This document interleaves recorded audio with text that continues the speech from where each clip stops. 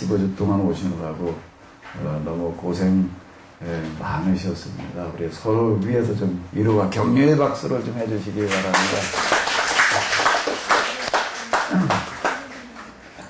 마지막 시간인데요. 자, 오늘 우리가 믿고 있는 신앙이 어떤 것인지를 우리가 이해하려고 하는 그 하나가 참 쉽지를 않습니다. 그냥 우리가 뭐 이렇게 믿고 있지, 그냥 이제 우리는 그러고 있는데, 우리가 지금 믿고 있는 신앙이 도대체 어떤 것인지를 우리가 확인해 본다라고 하는 거가 참 방대하게 여러 가지 분야로 좀 우리가 접근을 해봐야 되는데요. 자, 이제 우리가 쭉 지난 그 흐름 가운데 오늘 이제 우리를 이해하는데, 우리를 이제 개신교라고 이렇게 부르잖아요. 개신교인. 우리는 개신교 신앙을 지금 가지고 있는데, 그럼 우리가 가지고 있는 우리 개신교 신앙, 특히 그 가운데도 지금 우리는 이제 이 복음주의, 또 이제 복음적인 신앙, 이렇게 이야기를 합니다. 이게 도대체 무엇을 얘기하는 것인지에 대해서 다시 한번 우리가 좀 생각을 해보도록 하겠습니다. 지난 시간에 이제 우리가 루터까지를 좀 봤는데, 루터를 이해하는 부분이 대단히 중요합니다. 자, 이 루터를 이제 다시 한번 우리가 좀 정리를 해보게 되면은, 자, 루터 그러게 되면 이제 우리가 교회에서 많이 듣고 또 가르치는 거가 뭔가 하게 되면은, 루터가 뭐라고 그랬는가 하면 구원은 뭘로 말미암아 받는다고 그랬다고요? 믿음으로 말미암아. 자, 이렇게 얘기해서 이제 루터의 신학, 루터의 신앙 그러게 되면은 신앙의인이라고 하는 걸로 우리가 이제 잘 이렇게 알고 있습니다. 사도 바울도 이제 구원을 믿음으로 받는다라고 이야기를 했다. 또 그리고 이제 그 다음에 또 누가? 루터도 그랬다. 이제 주로 우리 이렇게 이제 많이 들었고 또 그대로 가르치고 그리고 있는데, 자, 그럼 이제 이 부분을 우리가 다시 한번 우리가 좀 이해를 해보자고요. 그 루터는 왜 신앙으로 구원받는다라고 이렇게 말을 했는가? 우리는 당연히 구원이 신앙으로 받는 것이 신앙의인이지라고 이렇게 생각되어지는데, 그런데 루터가 신앙으로 구원받는다, 행위로 구원받는 게 아니라 신앙으로 구원받는다라고 이렇게 얘기하고 있는 그 말 속에 이미 뭐가 들어있는가 하면, 루터 시대에는 신앙으로 구원받는다라고 생각지 않고 뭘로 구원받는다라고 생각을 했다는 거예요? 뭘로 구원받는다고 그랬다고요? 행위로 구원받는다라고 이렇게 이해를 하고 있었다라고 합니다. 사도 바울도 행위로 구원받는 게 아니라 믿음으로, 은혜로 구원받는다라고 이렇게 얘기를 하고 있는데, 그것도 또 뭘 얘기를 하는가 하면 그 시대에는 구원을 뭘로 받는다고 생각을 했다는 거예요? 행위로 구원받는다라고 이렇게 생각을 했다라고 하는 거예요. 바울 시대에는 율법의 행위, 유대교 율법의 행위가 이제 되는 거고, 자, 루터 시대에는 무슨 행위인가 하면 무슨 행위요? 무슨 행위죠? 루터 시대는 뭘 행해야지 구원받는다라고 생각을 했다고요? 수도 행위라고 하는 겁니다. 수도 행위다라고 합니다.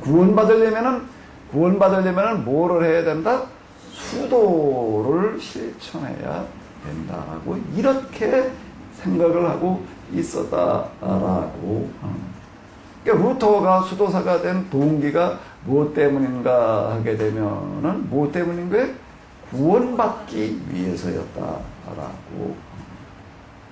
수도사가 돼가지고서 뭘 어떻게 하겠다?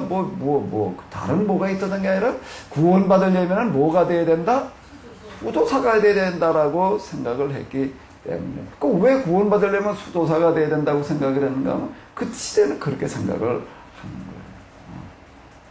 우리가 잘 아는 대로 루터가 이제 수도원에 들어가게 된 직접적인 동기는 자기 친구하고 길을 가다가 갑자기 비가 쏟아져가지고 비를 피하려고 우리 옆에 있는 저런 큰 고무나무 같은데 그래서 이제 밑에 가서 비를 좀 피하고 있다가 해필 거기에 뭐가 떨어졌다고요?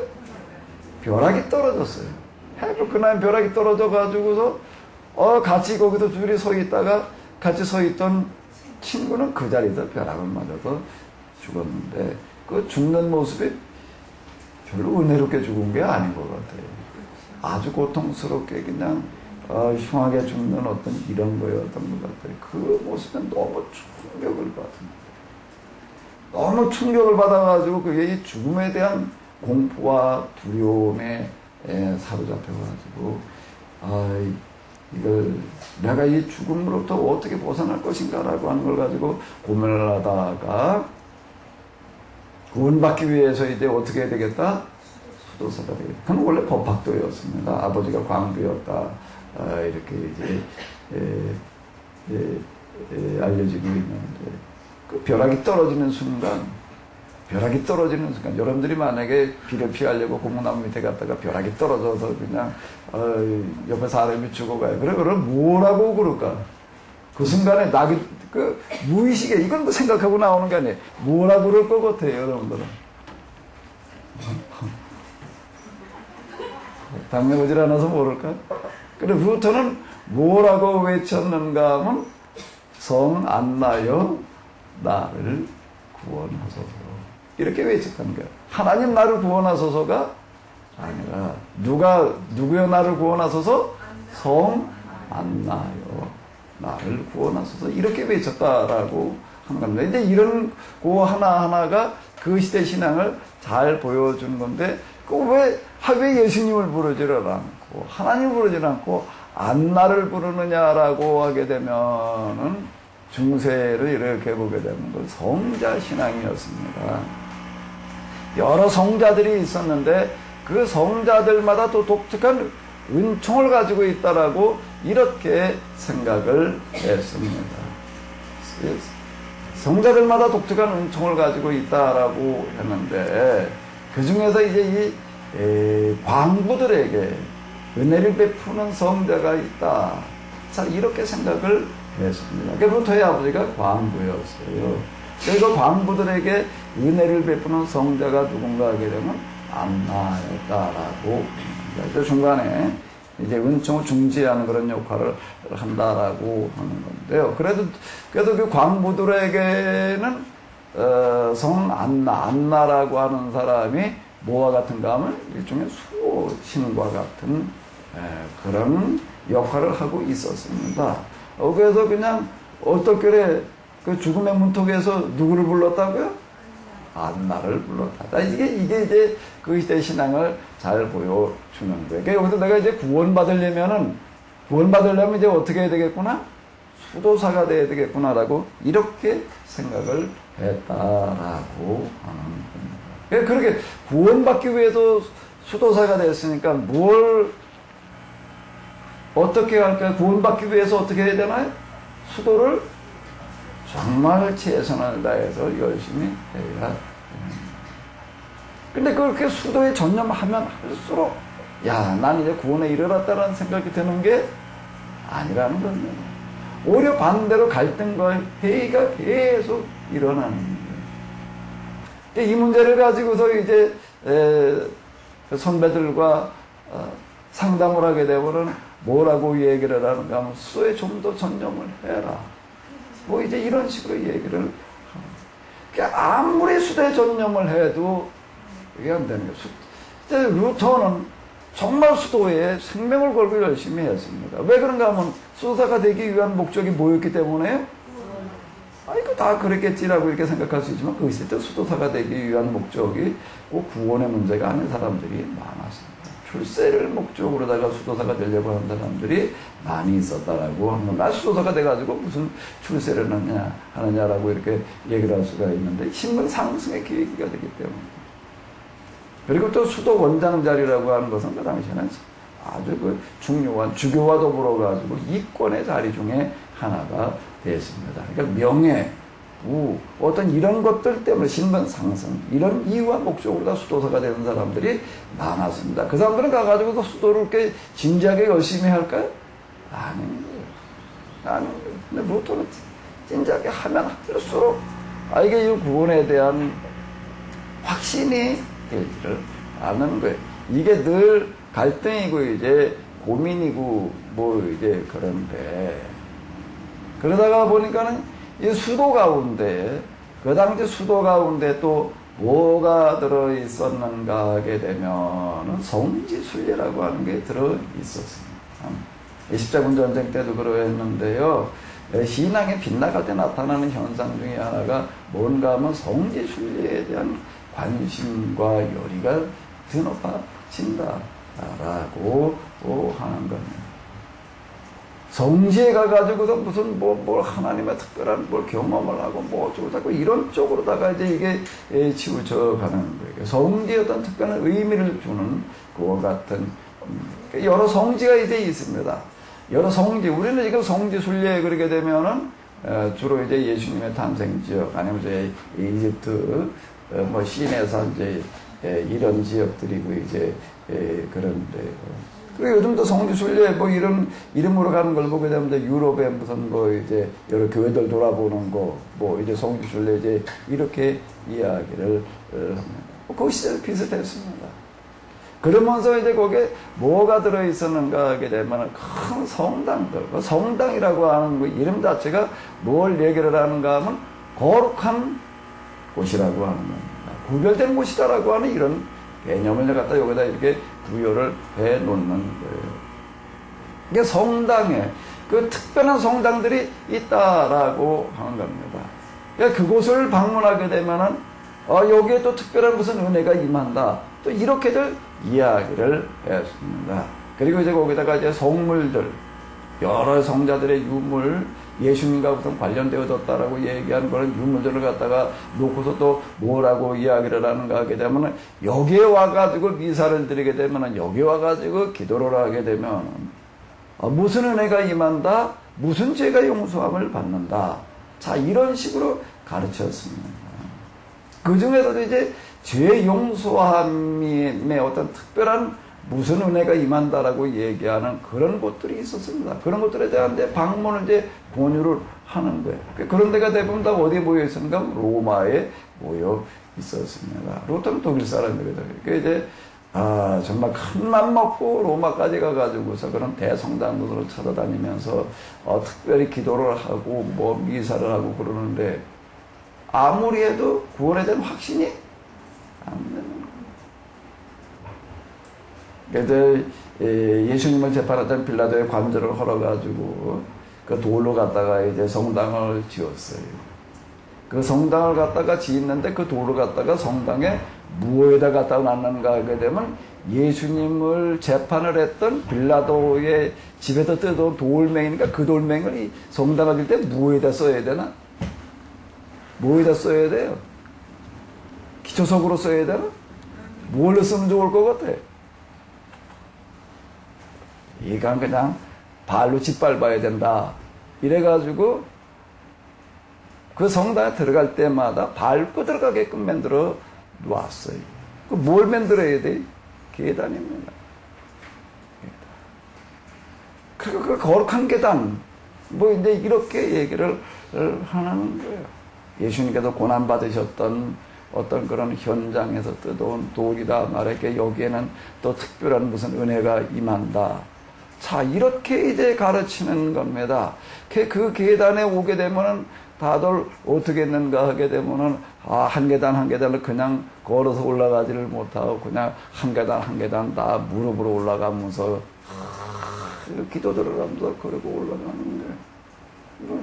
루터도 거기에 가가지고서 그러고 이제 한 계단 한 계단 무릎으로다가 올라가는데 올라갈수록 구원의 용서에 가까워지게 느껴지는 게 아니라 멀게만 느껴지는 거예요. 거기까지 갔다 오고 나서는 이제 갈등에 빠졌는데 또 해볼 게 없는 거예요. 수도에 전념을 해봐도 안 되고 고해성사 이런 것들은 물론 다 성례전 미사를 그렇게 해봐도 안 되고 그리고 어디까지 갔다 와도 안 되고 성지순례 거룩한 계단까지 갔다 와도 안 되고 시련과 좌절과 절망에 빠져 있다가 뭘 어떻게 해야 되나 소재에 앉아가지고 이제 갈등과 고민을 이제 한 20년 동안 내가 이렇게 수도원에 들어와가지고 이러고 해가지고도 결국 구원받겠다고 그러고 했는데 난 구원에 가까워진 게 점점 멀게만 느껴지고 있으니 어찌해야 되나. 이런 갈등과 고민을 안고 뭘 읽어 내려갔어요? 성경을 읽어 내려갑니다. 성경을 읽어 내려가다가 보니까는 자기가 그 비탄 사람을 하나 발견하는 거예요. 그 다음에 율법을 지키려고, 율법을 지켜서 구원하려고 그렇게 갈등과 고민을 했던 사람의 이야기가 기록이 되어져 있는 거예요. 뭐죠? 사도 바울의 무슨 서신이에요? 로마서. 로마서에 보게 되면 이제 사도 바울의 그런 고백을 많이 하고 있습니다. 내가 율법을 지켜서 구원하려고 무진애를 써봤다는 그런 이야기들이 많은데, 그걸 읽고 내려가면서 이제 동료의식을 느끼게 되고, 그러면서 이제 사도 바울이 하는 고백, 구원은 행위. 여기서 사도 바울이 얘기하는 행위는 율법의 행위고, 루터는 무슨 행위고? 수도원의 행위고. 그런 행위로 구원받는 게 아니라 뭐로 구원받는 거다? 예수님을 통해서 주어지는 구원의 은총, 사제의 은총, 은혜로 구원을 받는 것이다. 이 부분을 읽어 내려가면서 이제 여기에서 그가 비로소 구원에 대한 확신을 가지게 됩니다. 근데 신앙의인, 자, 이렇게 이제 이야기를 하는 거예요. 자, 이제 루터는 여기서 이제 이게 회심이죠. 자, 이렇게 회심을 해가지고도 새로운 구원에 대한 이해를 가지게 됩니다. 그 시대에 있어서는요, 그 시대에 있어서는 이런 구원에 대한 이해가 새로운 이해예요. 오늘 우리가 접할 때는 당연히 뭐 예수님을 통해서 구원받는다라고 이렇게 얘기할 것 같은데, 놀랍게도 그 시대는 중세기 때는 아니었다라고 하는 거예요. 자, 여기에도 이제 출발을 하는 거예요. 자, 우리 개신교라고 하는 걸 이해하려고 한다면 지금 이 부분에다가 일단 이제 우리가 초점을 맞춰봐야 되는 거예요. 개신교의 특징은 지금 바로 뭔가 하게 되면 뭐에 대해서 관심을 가지는 거예요? 구원. 무슨 구원이죠? 우리가 구분해서 얘기를 한다라고 하게 되면 무슨 구원이 되는 거예요? 죽은 다음에 죽음의 공포로부터 벗어나는 영혼의 구원이라고 하는 데에 관심을 가지게 해요. 이 영혼에 대한 구원이 뭘로 주어진다라고 하는 거예요? 예수님의 애속으로 주어진다. 자, 이제 요게 지금 이제 사도 바울, 그리고 그 사도 바울이 루터에게 와가지고도 다시 발견되어지는 이걸로다가 이제 이어지게 됩니다. 그 루터 신학이라고 하는 걸 이렇게 보게 되면 신앙의인, 이게 이제 중요한 첫 번째 신학이라고 얘기를 할 수가 있고, 그 다음에 또 무슨 신학이 있죠? 루터 그렇게 되면 일단 생각나는 거, 뭐 그동안 주워 들은 게 있을 테니까 한번 얘기를 해봐봐요. 뭐가 있죠? 만인 제사장설이라고 하는 게 있어요. 누구나 다 하나님 앞에서 제사장이다. 자, 이렇게 이야기를 하는. 왜 그 말을 하는가 하게 되면 누구나 다 하나님 앞에 제사장이다라고 얘기를 하는 거는 무슨 얘기가 되는 거예요? 그 시대에 그렇지 않았다. 하나님께서 특별히 세워놓으신 제사장이 있다라고 하는 겁니다. 그 제사장들이 누군가 하게 되면 교황이고, 그 밑에 뭐고요? 이제 추기교이고, 그 다음에 뭐가 되는 거고요? 주교, 신부로다가 이렇게 내려오게 되어지는. 이제 많은 제사장설을 얘기하게 되는 거는 뭔가 하면은 이런 하나님께서 세워놓으신 제사장의 계보라고 하는 거를 왜 그렇게 강조하고 중요시 했는가라고 하게 되면, 하나님의 은혜가 일반인들에게 임할 때 그냥 임하는 게 아니라 이 제사장의 계보를 통해서, 사제 계보를 통해서 임한다라고 이렇게 이해를 한 겁니다. 그래서 이제 하나님의 은총을 받으려고 한다면은, 무슨 은총을 받으려고 한다고 하게 되면은, 사제의 은총을 받으려고 한다라고 하게 되면 하나님 앞에 직접 나아갈 수가 없는 거예요. 누구를 통해서 나아가야 되는 거죠? 사제를 통해서 나아가거나 성자를 통해서 나아가야 되는 거예요. 그러니까 광부는 직접 하나님의 은총을 구할 수가 없어요. 누구를 통해서 구해야 되나?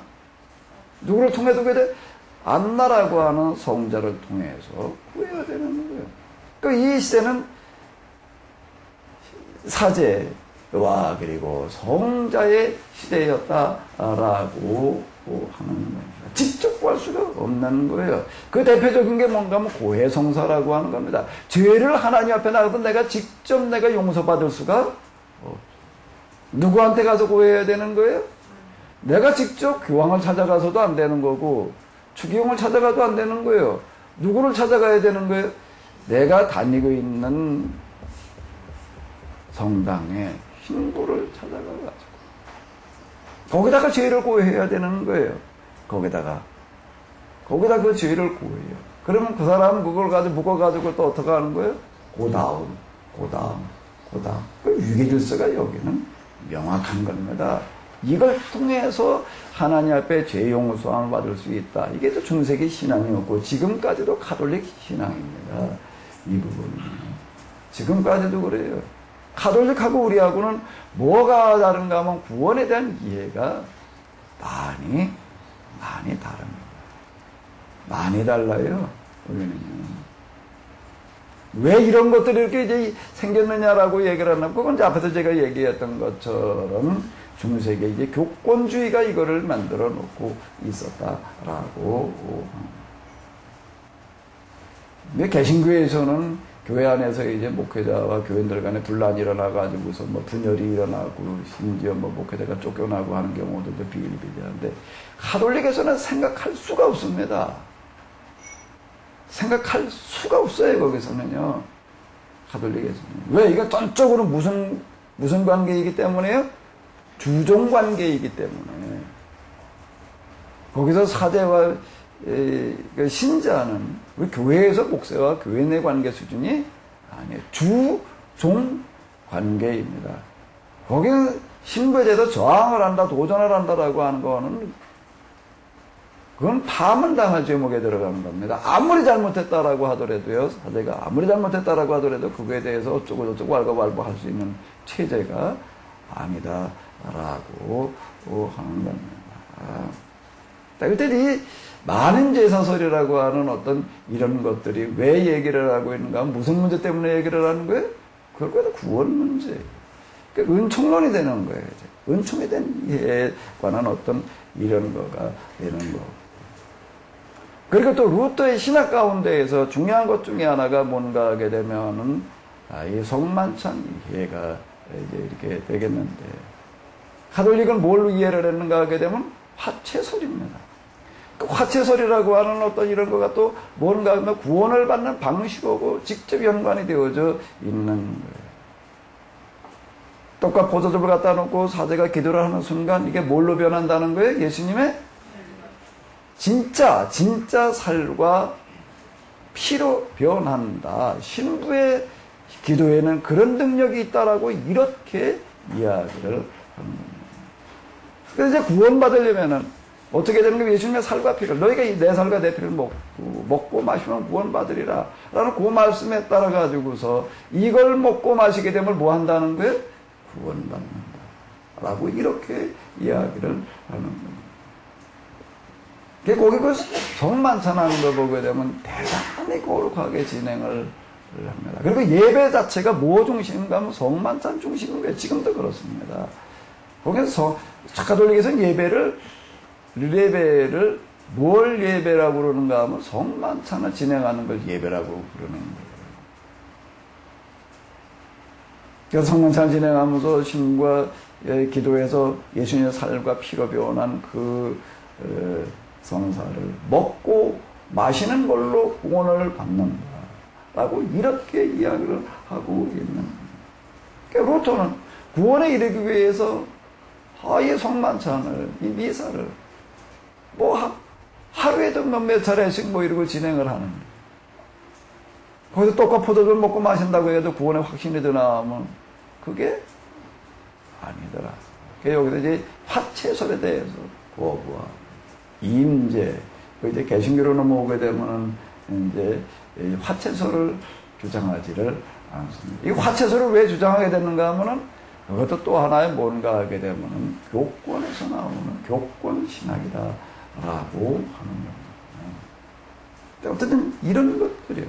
그러니까 루터의 신학이라고 하는 것들은 다 뭐와 관련되어져 있는가 하면 구원의 문제와 관련되어져 있다라고 하는 겁니다.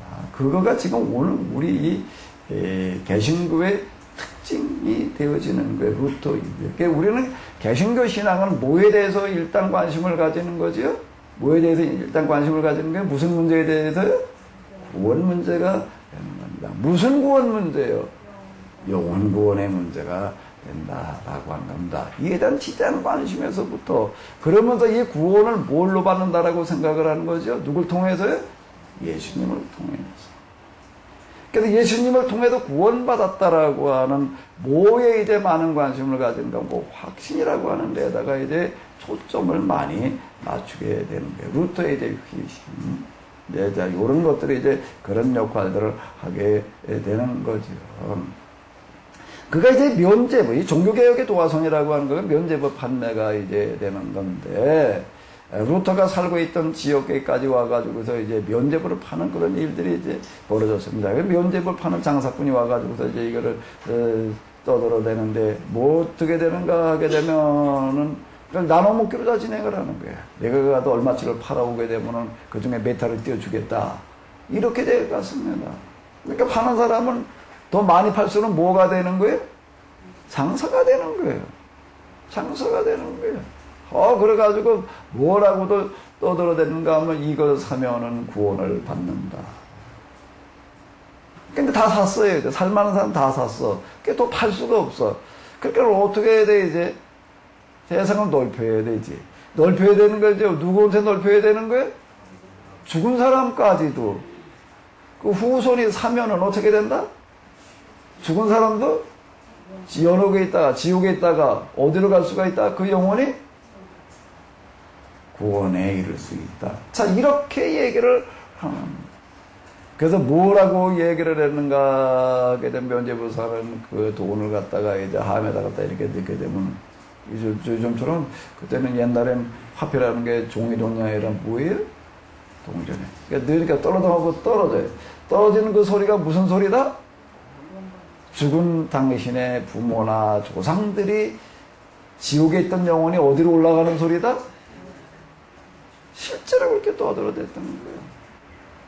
어떻게 그런 말들이 통했느냐라고 우리 이렇게 생각할 수가 있는데,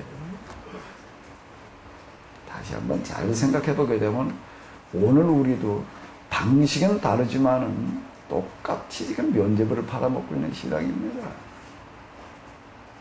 우리는 그게 면제부라고 느껴지지를 않을 뿐이에요. 그런데 이거는 좀 우리가 정리해 들어가면서 한번 이제 우리가 접근을 해보자고요. 자, 이 면제부에 대한 어떤 그런 거부 반응으로 나타난 어떤 이런 것들도 결국 구원의 문제예요.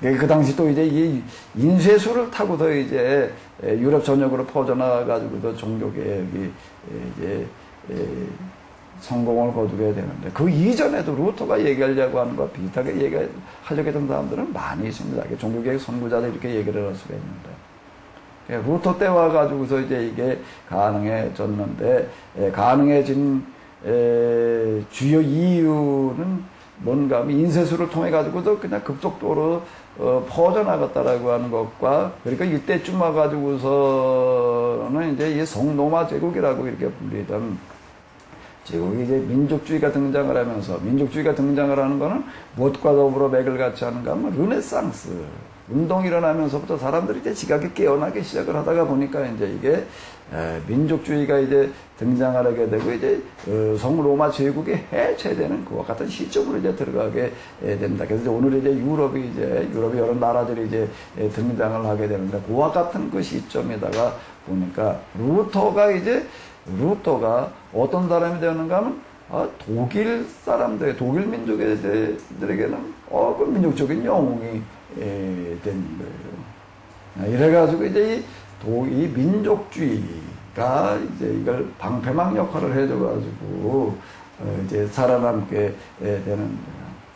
어쨌든 이 일로 말미암아서 교회 역사에서 이제 두 번째 교회 분열이 일어나게 됩니다. 첫 번째 교회 분열은 동로마 교회와 서로마 교회의 분열. 지금 우리 동로마 교회의 후예를 뭐라고 부르는가 하면 정교회라고 이렇게 부르고 있습니다. 그리스 정교회 또는 러시아 정교회. 우리나라에도 지금 좀 들어와 있습니다. 그 정교회 이렇게 이제 부르게 되는데 왜 그리스 정교회, 러시아 정교회라고 부르냐라고 하면 그리스가 중심이었고, 근데 그리스가 이제 회교의 지배를 받게 됩니다. 회교의 지배를 받고 난 다음에는 그 중심지가 어디로 옮겨져 갔어요? 러시아로. 위쪽으로 올라가다 러시아로 올라가서 이제 러시아가 중심 역할을 해가지고서 지금 러시아의 기독교는 다 이게 정교회가 되겠습니다. 그래서 이제 그리스 정교회 또는 러시아 정교회 이렇게 얘기를 하게 되는데, 이거 첫 번째 교회 분열이 되는 거고요. 두 번째 교회 분열은 우리가 잘 알고 있는 루터 종교개혁 1527년 10월 32일 비텐베르그 성의 95개 조항에 이제 항의문을 걸어놓았던 어떤 그런 거. 95개 조항을 읽어보게 되면은 다 뭔가 하게 되면은 구원 문제예요. 다 구원 문제를 가지고도 얘기를 하고 있는 어떤 이런 거를 볼 수가 있고, 이것 때문에 유럽이 양분이 되어져 가지고 신교와 구교 간에 전쟁이 일어났습니다. 전쟁이 일어났는데 둘 다 하나님의 이름을 부르면서 전쟁을 해요. 하나님 누구 편 들어줘야 되나? 하나님 누구 편 들어줘야 돼? 이럴 때 개신교 편을 들어줘야 돼요? 카톨릭 편을 들어줘야 돼? 당연히 우리야 뭐 개신교 편을 들어준다고 생각을 하고 있지. 그 카톨릭 사람들은 뭐라고 그럴까? 당연히 또 자기들 편을 들어줄 거라고 그러고, 하나님의 똑같은 하나님의 이름으로다가 전쟁을 했습니다. 몇 년을 했어요? 30년을 하는데 아무리 해도 결론이 안 나요. 그래가지고 휴전을 하게 됩니다. 이게 베스팔렘 조약 이렇게 얘기를 하는데, 그래서 그냥 휴전의 내용이라고 하는 건 뭔가 하게 되면은 가톨릭 신앙을 가질 것인가, 개신교 신앙을 가질 것인가라고 하는 것은 이제 개인의 선택의 문제로다가, 여기 여기서 얘기하는 개인은 일반 개인을 말하는 게 아니라 한 지역 그리고 나라를 운영하는 왕들의 선택으로다가 이렇게 맡겨지게 되어집니다. 그러니까 우리 교회사 같은데 뭐 이런 데 들어가서 이렇게 보게 되면 이제 요시기를 다룰 때에는 뭐를 많이 다루고 있는가 하게 되면 왕이 바뀔 때마다 이제 개신교 신앙으로 가기도 하고 가톨릭 신앙으로 가기도 하고 뭐 이러는 이야기들이 거기 이제 많이 있습니다.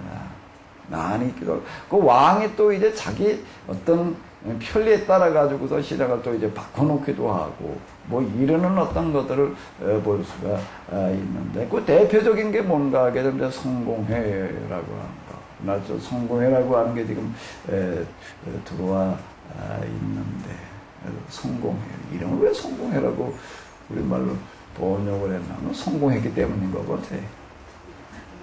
뭘 성공했다고요? 왕이 자기 좋을 대로 신앙을 갖다가 뜯어고친 겁니다. 자기들 정치적인 목적에 따라서 신앙을 뜯어고치는데 성공했다 그래가지고 아마 성공회라고 이름을 붙여놨나. 어쨌든 이런 이야기들이 이제 교회사 요식에 들어가게 되면 많이 있습니다. 성교계획에 이제 선봉에 섰던 사람은 루터고, 그 뒤를 이어서 이제 찌빙글리, 이제 칼빈, 특히 칼빈이 이제 많이 얘기가 되어지고 있는데, 칼빈은 어떤 부분에서 이제 중요한 역할을 했는가 하면 종교개혁 신앙을 신학화시켰다라고 하는 측면에서 이제 중요한 역할을 했습니다. 그 종교개혁 신앙을 신학화시켜 놓은 책이 뭐죠? 그 책의 이름이 기독교 강요. 기독교 강요, 이만한 두께 2권으로 나와 있습니다. 루터는 신학화시키는 데까지는 관심을 가지지를 못했습니다. 성향 자체가 이 사람은 좀 활동적이고 운동, 개혁적인, 혁명적인 성향을 가진 사람이었고, 또 이 사람은 30년 전쟁으로부터 시작을 해가지고서 뭐 농민전쟁, 뭐 격변이 많았습니다. 뭐 눈코 뜰 새 없이 바빠가지고 앉아가지고서 뭐 그런 거나 정리하고 있을 그럴 겨를도 없었고요. 현재 이제 동역자 가톨릭 그 학교의 교수, 동료 교수였던 멜랑통이라고 하는 사람이 루터의 이제 그 신학을 좀 이렇게 정리를 해주는 어떤 그런 역할을 이렇게 했던 어떤 이런 거고요. 근데 그거를 이제 체계적으로 정리를 해놓은 사람이 누구라고요? 칼빈. 그러니까 칼빈의 영향이 그 위에 큰 이유는 여기에 있습니다. 지금 우리가 개신교를 이해하는 데 있어서 이 부분 쪽 우리가 한번 조금 띄워놓으면서, 자, 루터 신학의 한계라고 하는 것은 무슨 신학이라고요? 이원론 신학입니다. 이 사람의 신학 가운데 또 뭐가 있는 두왕국설이라고 하는 게 있습니다. 두왕국설은 하나님 나라와 세상 나라를 나눠놓고 갈등 관계로 보는 거예요. 이거는 누구의 이론이었죠? 이걸 처음으로 정리를 해놓은 사람이 누구예요? 어거스틴. 신국론이 그 책이 되겠는데, 루터는 어거스틴 신앙을 그대로 이어받았다라고 이렇게 이야기를 할 수가 있습니다. 아니, 왜 어거스틴 신학이냐? 중세기 때는 누구의 신학이 지배를 했는데? 아퀴나스 신학이었습니다. 중세기 때는 아퀴나스 신학이었는데, 근데 루터는 아퀴나스 신학을 이어받지를 않고 어거스틴 신학을 이어갔습니다. 그럼 왜 그런가 하면, 루터가 들어가서 수도를 했던 수도원이 어떤 계열의 수도원이었는가 하면 어거스틴 계열의 수도원이었기 때문에 그 계보가 이어졌어요. 그래서 개신교 신학의 흐름은 예수님, 바울, 그 다음에 누구요? 어거스틴, 그리고 그 다음에 누구로 이어지는 거죠? 루터로 이어지는 겁니다. 그리고 이제 개신교로 지금 내려오는 거예요. 근데 이게 그 어거스틴 신학이라고 하는 거가, 어거스틴 신학이 누구의 철학을 가지고 신학화시키는 거라고요? 누구의 철학이었죠? 플라톤 철학이다라고 하는 겁니다. 그러니까 신플라톤주의, 이렇게 이제 그 플라톤 사상이 그 이후에 이제 플로티누스라고 하는 사람에 의해 가지고 다시 한번 정리가 되어진다고 이제 신플라톤주의 이렇게 이야기를 하게 됩니다. 그래서 이제 개신교 신학의 뿌리는 예수님, 바울, 그리고 그 다음에 누구라고요? 어거스틴. 어거스틴은 결국 누구의 철학과 접목이 되어지는 거라고요? 플라톤 철학이라고 하는 겁니다. 플라톤 철학. 그러니까 어거스틴 신학의 계열이라고 하는 것은 플라톤 철학의 계열이다라고 이렇게 이야기를 할 수가 있습니다. 그리고 그 다음에 그게 누구로 이어지는 거죠? 루터, 그리고 지금 개신교로 이어져 오게 됩니다. 그래서 지금 우리 신학교에 가게 되면은 신학을 공부를 합니다. 신학을 공부를 하는데 주로 이제 어느 쪽 신학에 많이 치중을 하게 되는가 하면 어거스틴 신학. 어거스틴 신학에 치중을 하다가 보니까 또 그 철학적인 배경은 또 뭐가 되는 거지요? 플라톤이 되는 거예요. 플라톤 철학과 아리스토텔레스 철학이 되건 우리가 앞에서도 계속 이렇게 봤잖아요. 그러니까 플라톤 철학이라고 하는 것은 뭐를 강조를 하게 되는가 하면 의지를 강조를 하게 됩니다. 의지. 그래서 요 의지 부분을 많이 강조를 하기 때문에 또 요거를 때 뭐라고 부르는가 하면 주의. 주의가 둘이 들어가나? 그러네. 뭐에다가 비중을 둔다고요? 의지. 그래서 뭐라고 부른다고요? 주의주의. 이렇게 부르게 됩니다. 가톨릭 신학은 예수님, 바울, 그 다음에 어디로 이어진다고요? 어거스틴도 물론 이제 들어가긴 하지만, 그 어거스틴 계열이라기보다는 그 다음에 어디로 이어져요? 아퀴나스. 근데 아퀴나스 신학은 그 철학적인 배경이 누구라고요? 아리스토텔레스라고 하는 겁니다. 그러니까 그리고 지금 가톨릭으로 이어지게 됩니다. 아퀴나스 신학은 아리스토텔레스 철학을 배경으로 하는데, 아리스토텔레스라고 하는 사람은 뭐 어떻게 하는가 하게 되면은 본질은 개체에 어떻게 한다? 내재한다. 그래서 이 본질을 발견하기 위해서는 먼저 뭘 알아야 되는 거예요? 개체를 알아야 되는 거예요. 그러니까 많은 개체들을 갖다가 이제 연구를 하게 됩니다.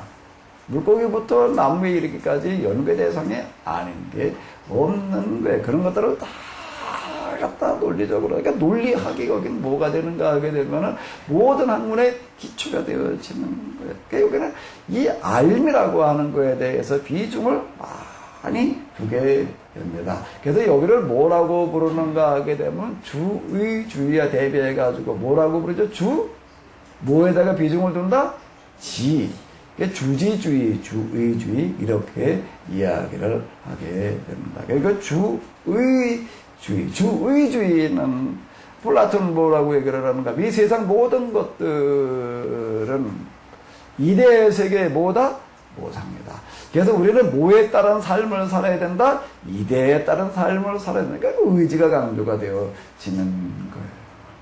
그러니까 우리 신앙에는 두 계열이 있습니다. 의지를 강조하는 쪽으로 다 나가는 흐름이 있어요. 하나는 또 뭐에 중점을 두는 거죠? 지성에다가 초점을 또 이렇게 맞추는 거예요. 중세기에도 이렇게 보게 되면 이제 수도운동이 일어나게 되는데, 중세기 이제 수도운동, 그 이전에도 있었지만 이제 중세기 때 수도운동가 가운데에서 이렇게 보게 되면 프란시스라고 하는 사람을 잘 알고 있습니다. 이 프란시스라고 하는 사람은 이 주의주의와 주지 중에 어디에 초점을 맞추는가 하게 되면은 의지에다가 초점을 맞추는 겁니다. 이런 사람들은 어떻게 하는가 하게 되면은 예수님을 따른다라고 하는 것은 뭔가 하게 되면 예수님의 사랑을 실천하는 것이다라고 이렇게 강조를 하게 됩니다. 그러니까 여기는 먼저 뭐를 얘기를 하는가 하면 예수님의 사랑을 어떻게 하는 거? 일단 실천하는 데다가 초점을 맞추는 겁니다. 그러니까 이제 프란시스라고 하는 게 이런 주의주의 계열에 속하는 거예요. 반대로 주지주의 계열에 속하는 사람은 똑같이 수도사로다가 나서더라도 어떻게 얘기를 할까? 뭐라고 얘기를 해야 되나?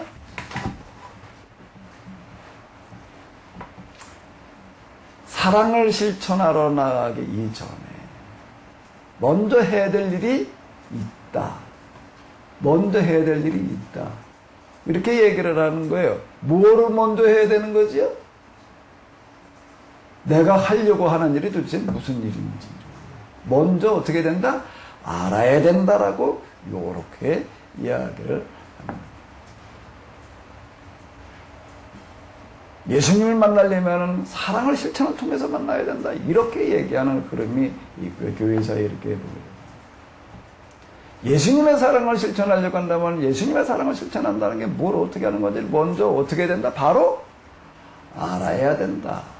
제가 신학교 가가지고 교회사를 쭈루루 읽어 내려가다가 뭐가 좀 눈에 들어왔을까요? 저한테는요. 뭔가 좀 먼저 똑바로 알아야 된다라고 하는 게 요게 좀 매력이 있어 보이더라고요. 요게 좀 매력이 있어 보여요. 왜? 그렇게 뭐 덮어놓고 하는 것 같아가지고.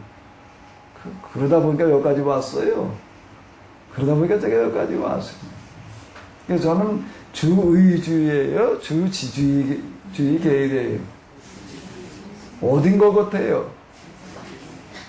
주지주의. 뭐 말이 조금 어렵네. 주의가 아닌 주지에 속하는 것 같아요?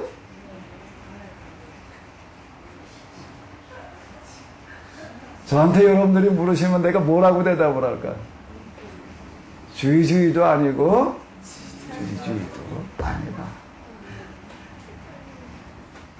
저는 이렇게 얘기하려고 그러는 겁니다. 주의주의가 주지주의고 주지주의가 주의주의다. 저는 그렇게 얘기를 하는 거예요. 아는 게 실천이고 실천이 곧 아는 거다. 네.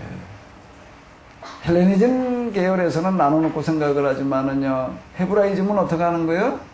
나누고 보는 게 아니에요. 나누고 보는 게 아니다라고 하는 겁니다. 우리가 이게 신학을 공부하고 그러고 나가지고서 이게 이게 흐름을 본다라고 하는 부분이 참 쉽지를 않습니다. 제가 신학교 다닐 때 어떻게 하다가 되고, 박사과정 입학시험 보는 사람 그 문제를 한번 이렇게 이제 보게 되는데, 지 혼자가 뭐 박사 가서 지원한다는 많잖아요. 혼자 이렇게 시험을 보더라. 근데 이제 시험 문제가 뭔가 하게 되면 교회사에 흐르고 있는 신학의 두 흐름에 대하여 쓰시오 이러고 나왔어. 근데 시험 본 사람이 뭐라고 써야 될지 단 한자도 못 쓰고 있어. 시험 문제 그렇게 나오니까. 교회사 흐르기는 뭐에 대해서 쓰라고요? 신학의 두 흐름에 대하여 쓰시오. 그러니까 한자도 못 써. 한자도 못 쓰고 완전 백지로 답안지를 내더라고요. 백지로. 그래서 시험 공부를 좀 별로 안 했을 것 같지요. 감시는 4학년, 전학년 수석을 가는 사람입니다. 근데 이게 안 됩니다. 흐름을 우리가 본다는 게 이게 참 중요한 건데, 흐름을 본다는 거예요. 자, 그럼 우리가 지금 뭘 어떻게 하고 있는지는 무엇 속에서 보이는가 하면 무엇 속에서 보인다고요? 지나온 역사의 흐름이 보일 때 비로소 지금 내가 여기 와 있구나. 아멘? 그게 돼야 되는 거예요. 이게 안 되는 거예요. 사실 제가 지금 이렇게 여기까지 와서 지금 이런 소리 할 수 있었던 건 어떻게 내가 일부러 그걸 의도적으로 하려고 그런 거는 아니에요. 의도적으로 하려고 그런 거는 아닌데 신학교 가서 공부하고 그러다 보니까 이 흐름이라고 하는 거에 대해서 좀 지대한 관심이 생겨가지고 어쨌든 그쪽에다가 제가 많이 치중을 했습니다. 그러다 보니까 여기까지 왔어요. 왔는데. 자, 루터의 한계라고 하는 건 뭔가 하게 되면 뭐예요? 이원론 신학으로 둘로 나눠놓고 보는 거예요. 여러분들은 지금 주지주의에 속한 것 같아요? 주의주의에 속하는 것 같아요? 대답이 없으셔. 그러면 여러분들은 주의주의여야 되겠어요? 주지주의여야 되겠어요? 질문이 잘못됐지요? 그렇게 돼야 돼요. 근데 우리도 모르게 이게 자꾸 나눠놓고 생각을 하려고 그러는 거예요. 나눠놓고 생각을 하려고 그래요. 근데 제가 이제 얘기하는 거 이렇게 보게 되면 주지주의 쪽을 많이 얘기를 하는 것 같고, 주로 이제 뭐 요즘 이제 우리 신앙의 형태에서도 이렇게 보게 되면 어떻게 되는가 하게 되면 주의주의에 속하는 사람일수록 어떤 쪽에 기울어지는가 하게 되면 사랑의 실천을 기울어지는 사람들은 또 신앙의 형태에서는 뭐가 될까요? 기도를 중요시하고 또 뭘 중요시하는 게 은사를 중요시하고 당장 성령의 역사하심, 신령주의로 나가게 됩니다. 은사주, 신령주의 쪽으로다가 이제 기울어지게 돼요. 그런 사람들은 성향이 어떤 사람인 거예요? 뭔지 몰라. 그냥 어떻게 하다 보니까 그런 은혜를 받았고, 그냥 그런 데 다니고, 그렇게, 좁아도 그렇게 되다 보니까 그게 그냥 그렇게 신앙생활을 하는 거예요. 그 사람은 어디에 속하는 사람이라고요? 주의. 여러분들은, 그러니까 기도파, 은혜파, 성령, 어쩌고, 우는, 이런 사람들은 이런 데 속하는 사람이고, 또 그 반대로 어떤 사람이 있을까, 또? 말씀. 이 사람들은 계속 뭘 가지고 은혜를 받는 말씀, 잘 쪼갠대나? 뽀갠대나? 이 사람들도 이제 이런 데다 또 집어져가지고 그럼 어느 쪽이어야 돼? 기도파여야 돼요? 말씀파여야 돼요? 뭐 해야 돼요? 질문이 잘못된 거예요. 근데 성향이 기울어지는 건 어쩔 수가 없어요. 기울어지는 게 어쩔 수가 없습니다. 기도파인 사람은 뭐가 약한 거예요? 말씀 쪽에 이게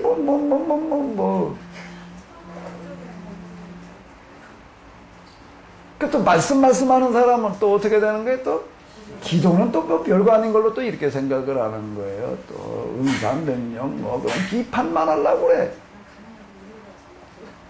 비판만 주로 하려고 그러는 어떤 이제 이런 것들을 이렇게 보게 되는데, 결코 기도하고 뭐 은사받고 능력받고 비판의 대상이 아닌 거예요.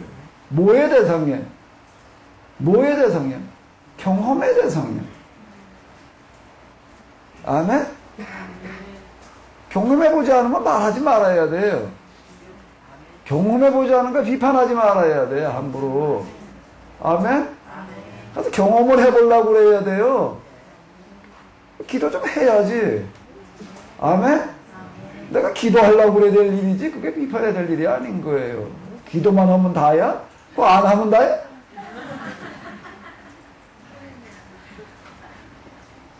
이렇게 되는 거예요. 이렇게 된다고요. 또 기도만 말씀만 가지고 맨날 뭐 이런다고 또 그러는 경우들이 거다. 그러니까 뭐 말씀만 얘기하려고 그러면 안 돼도 좋으라. 그거 좋을 일이 아니지. 그 좋을 거 있으면 어떻게 해? 내가 그쪽이 약하니까 더 어떻게 해야 돼요? 보완을 하려고 그래야 되지. 아멘? 그러니까 말씀으로 빠져야 돼? 기도로 빠져야 돼요? 어떻게 해야 돼요? 둘 다 빠져야 돼요. 둘 다 빠져야 돼요. 아멘? 경험으로 얘기를 한다라고 한다면 영성에서 우리가 신앙에서 기도에서 경험할 수 있는 걸 다 내가 섭렵해 보려고 그래야 될 일이고. 아멘? 그래야 말씀이 이해가 되는 거지. 아멘? 기도를 모르고 어떻게 성경이 이해가 돼? 기도하지 않으면 어떻게 성경을 가지고 뭐 어쩌고 저쩌고 하려고 그래? 아멘? 그 기도하는 사람들은 맨날 기도나 가지고 뭐 하나님께서 뭐 어쩌고 저쩌고 자꾸 무슨 지통계신 무슨 은혜 이런 성경을 또 몰라. 성경은 또 잘 모르는 게 뭐가 어떻게 돌아가는지 그런 건 별로 관심 없어. 그거 성경만 얘기하려고 그러면 앉아서 좋으라. 하품만 하고 앉아. 이게 그럴 일이 아닌 거지요. 그럴 일이 아닌 거예요. 기도가 제일이라고 하는 사람은 오른발은 묶어놓고 왼발로만 당겨야 돼. 기도가 중요한 게 아니라 말씀이 중요하다고 하는 사람이 왼발 묶어놓고 오른발로만 당겨야 돼. 어디 한번 그렇게 당겨봐요. 네? 기부수 해드릴까? 나와봐봐. 어떤 사람은 어떤 발에 기부해서 해야 돼. 오른발에 기부수 해놓고 어떤 사람은 왼발에 기부수해서 못쓰게 만들어 놔볼까요? 그래야 되나? 왼발이 더 중요해요? 오른발이 더 중요해요? 똑같은 얘기가 되는 겁니다. 양쪽을 좀 다 가지려고 그래 봐야지요. 아멘? 양쪽으로 다 가지려고 그래야지. 경험으로 얘기할 수 있는 것도 같이 말할 수 있어야 되는 거. 또 신학, 성경, 그것도 얘기할 수 있어야 되고. 아멘? 그래야 무이되지. 한 발만 가지고 나가서 해보겠다고 그러니 한 발 가지고 가서 어디 축구를 해봐. 한 발로 축구가 되나? 한 발로 가서 배구를 해봐. 이게 양발 다 가지고 나가야죠. 양손 다 들고 가야지. 한 손만 가지고 하려고 그러는 거고 한 발만 가지고는 뭘 서보겠다고 그러는 거고 지금 똑같은 얘기가 되는 거예요. 두 발로 서요. 아멘? 두 발 다 써요. 아멘? 두 손 다 써야지. 하나님 우리가 왜 두 발을 다 써야 되나? 두 손 두 발을 주셨으니까. 그러니까 이걸 우리가 한쪽으로 다 하고 치우치려고 그러지 말아야 돼요.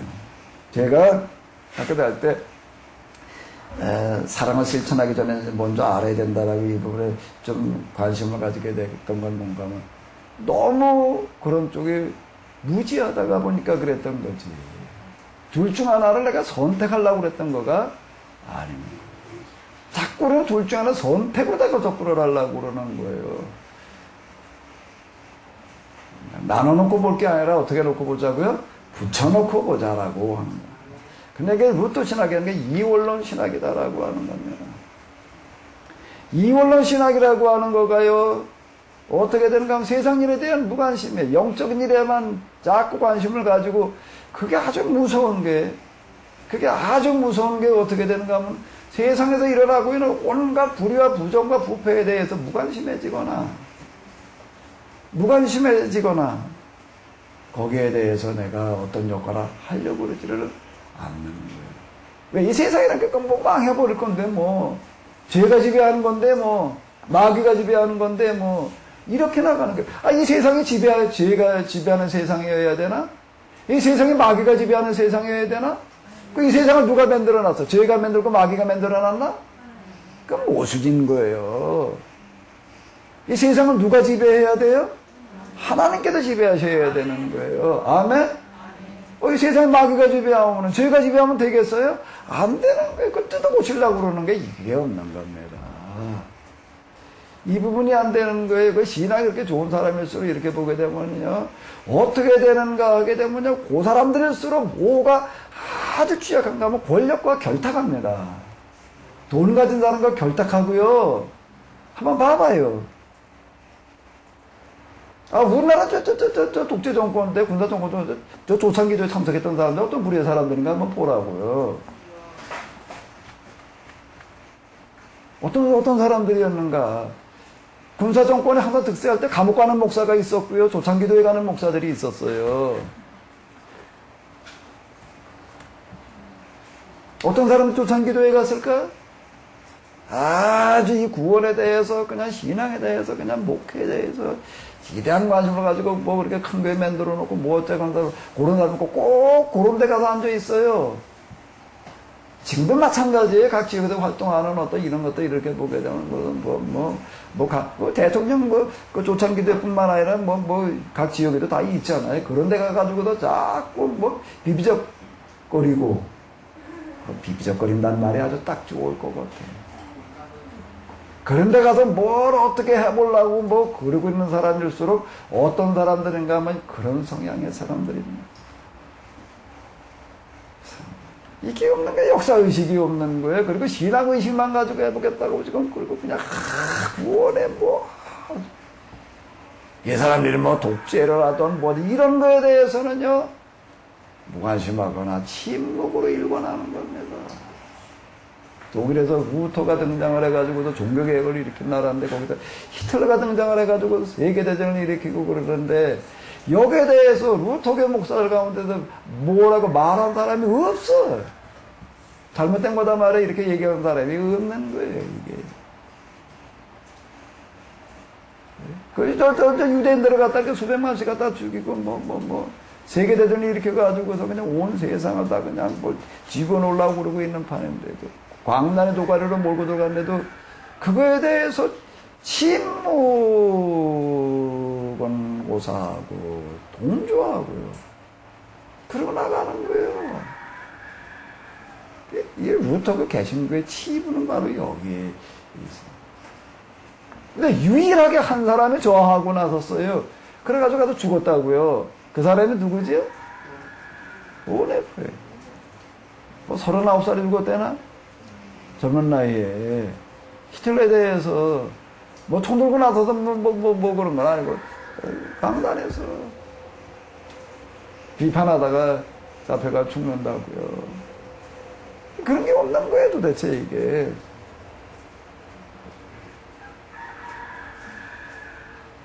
우리가 이 역사의 흐름 속에서 우리의 자리를 보지 않으면 내가 지금 뭘 어떻게 하고 있는 건지를 모르게 되는 겁니다. 성경 전체 핵심 역사에 대한 이해, 주의주의다 보니까 그렇게 되어지는 거예요. 주의주의다 보니까 선교, 사랑, 무슨 실천 이럴고만 나가는 거예요. 뭘 해야 되는 건지를 모르는 거예요. 한 발로 걸은 거예요.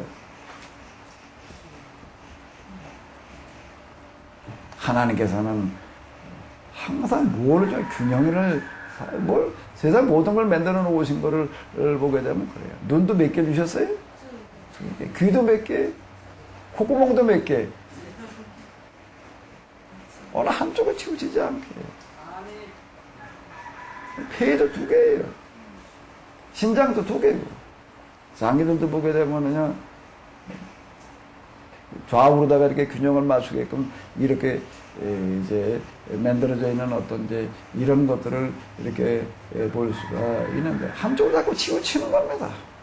그래 그게 뭐 다인 줄 알고 그래야만 된다고 생각을 하는 거예요. 둘 다 가져야 돼요. 아멘? 인성과 오른손 다 써요. 한 손만 쓰려고 그러지 말고. 두 발 다 써야 되지요. 이게 안 되는 거예요, 이 부분들이. 그리고 여기서는 성경에 대한 어떤 이런 것들을 모르고 그러다 보니까는 이 농민들이 루터가 종교개혁했을 때 지지하고 나서는 사람들이 참 여러 부류들이 있었는데 독일 민족도 물론 이제 그러고 했지만은 루터에 대한 또 열성적으로 지지하고 나서는 사람 누군가 하게 된 밑바닥 계층들이었어요. 중세교회 때 이건 뭐 어디에서도 자기들 편에 서주는 사람들이 없었기 때문에 농민계층, 농민이라고 하는 거가 뭘 얘기를 하면 농노를 얘기를 하는 겁니다. 이 사람들 루터가 그래도 자기들의 대변자라고 생각을 하고 루터가 출신이 보니까 뭐예요?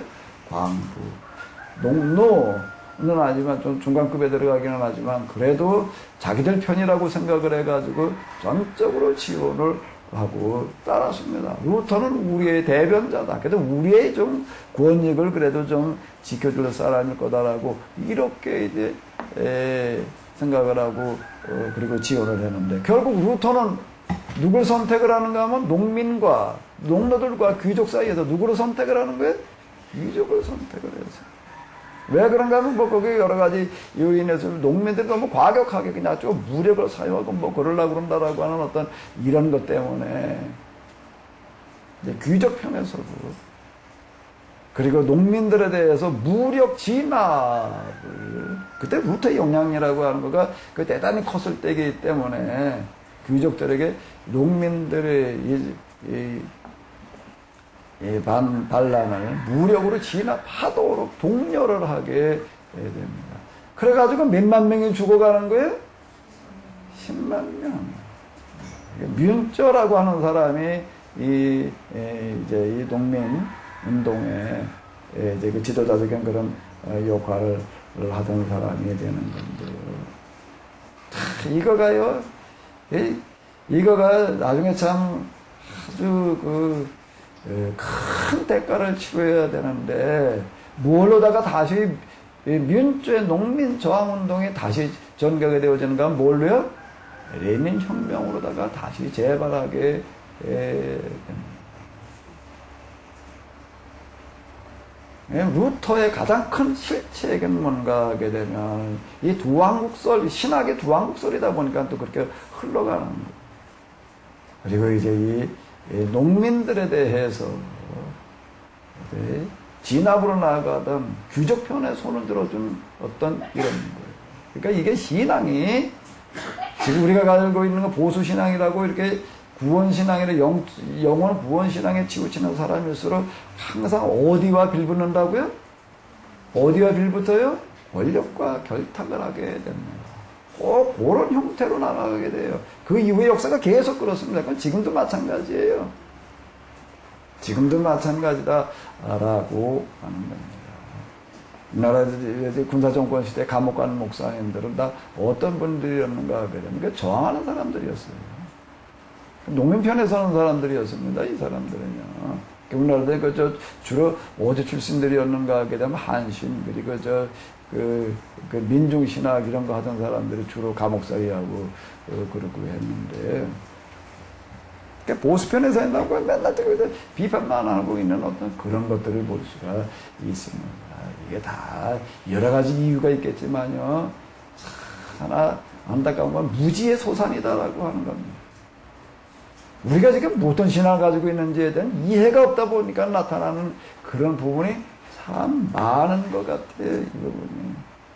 이게 왜 레닌 혁명은 뮨쩌 혁명의 재판이다라고 얘기를 할 수 있는가? 레닌의 평가 때문에 그러는 겁니다. 레닌은 뭐라고 얘기를 하는가 하게 되면 자기가 하고 있는 일은 뭐를 계승한 거다라고 얘기를 하는 뮨쩌 혁명을 계승한 거다라고 해서 뮨쩌를 뭘로 평가를 하는가 하면 농민혁명의 뭐요? 원조로 이렇게 평가를 하고 있습니다.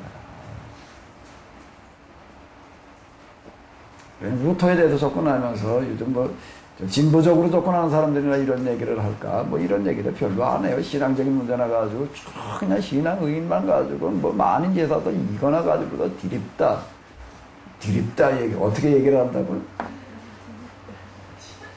저는 진보인 것 같아요? 보수인 것 같아요? 역대 듣고 나서도 저는 진보예요? 보수예요?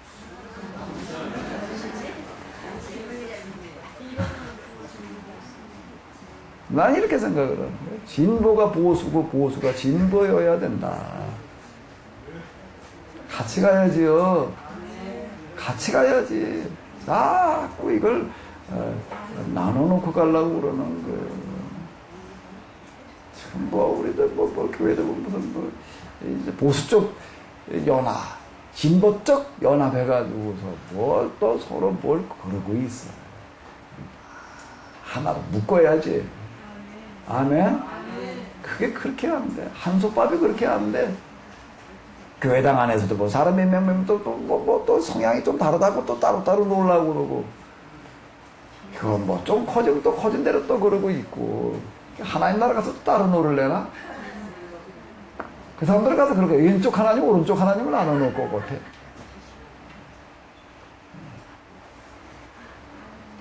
하나님 두 분인가? 왼쪽 하나님 따로 있고 오른쪽 하나님 따로 있지요?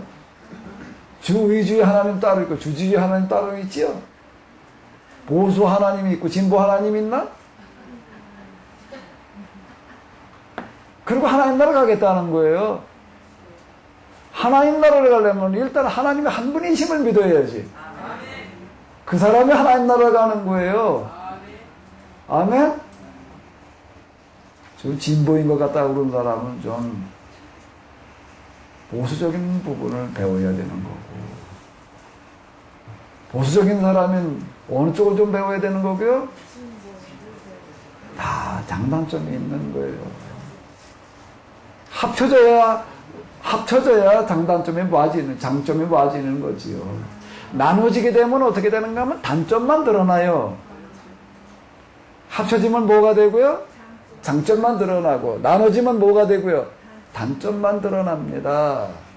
단점만 드러나요. 이게 산야초 효소를 만들어 봐도 마찬가지로. 왜 약초, 그냥 뭐 무슨 약초가 좋으니까 그냥 고약초로 효소를 만들자라고 그러고, 고약초에 좋은 것만 먹을 것 같은데, 그래가지고 그것만 먹어봐요, 어디. 오가피 그거 참 좋은 겁니다. 오가피 참 좋은 거. 오가피를 갖다가 이게 아주 좋은 거니까 그냥 아주 이것만 드립다 먹자. 그리고 드립다 먹으니까 어떻게 된다고? 오가피에 좋은 것만 드러나나? 참나네. 장이 뚫어진대. 약성이 높은 건 독성도 그만큼 큰 겁니다. 그거는 치료로 목적으로 할 때 그때만 써야 되는 거예요. 일시적으로다가 써야 될 일이죠. 그냥 장복하면 뭐 많이 먹으면 뭐든지 다 그래요. 뭐 어떤 분이 뭘 가져왔냐면 봉화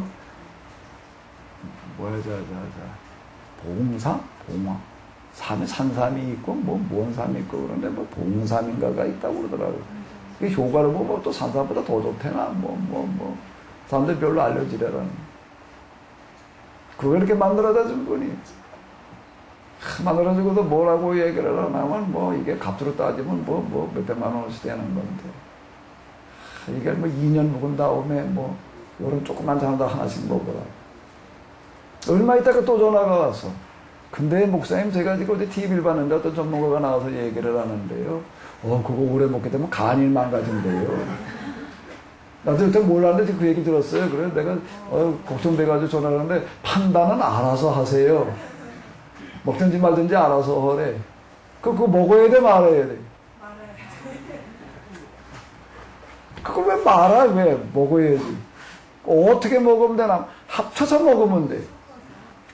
어떻게 먹으면 된다고요? 합쳐서 먹으면 됩니다.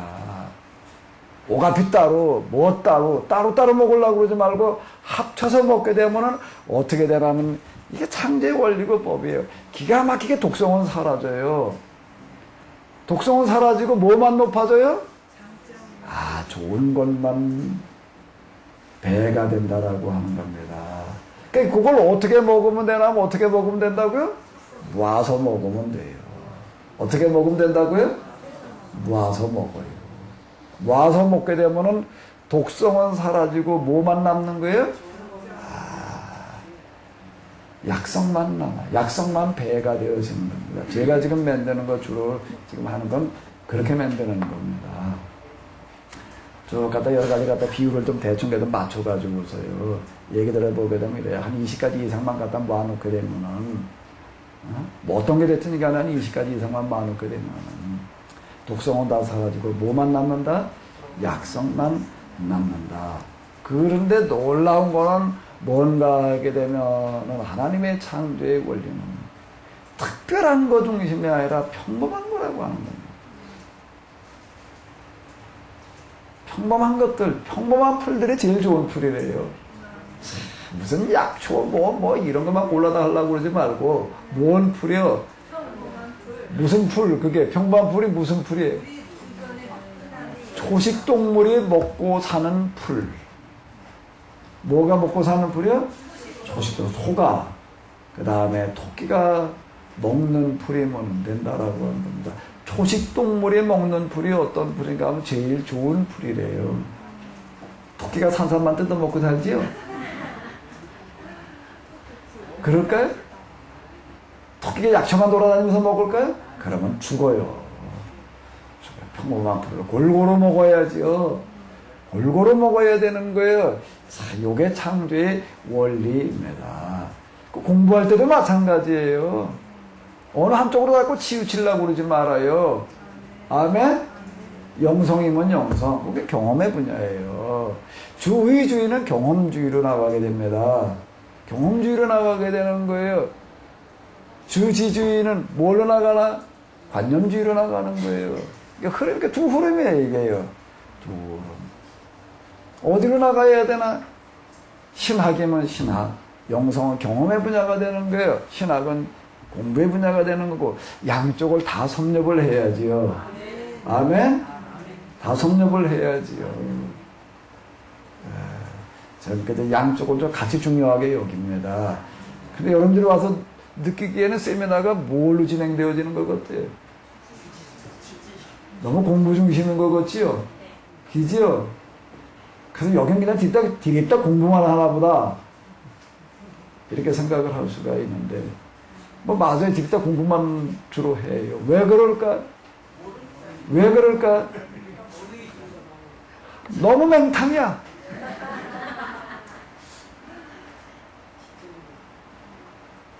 예, 신학교를 졸업했다고 그래도 마찬가지고, 대학원까지 다녔어도 마찬가지.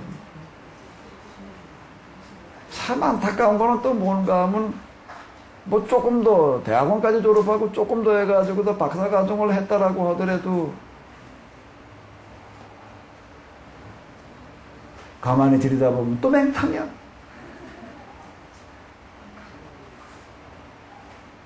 어떻게 하다가 내가 여기까지 이러고 왔는데,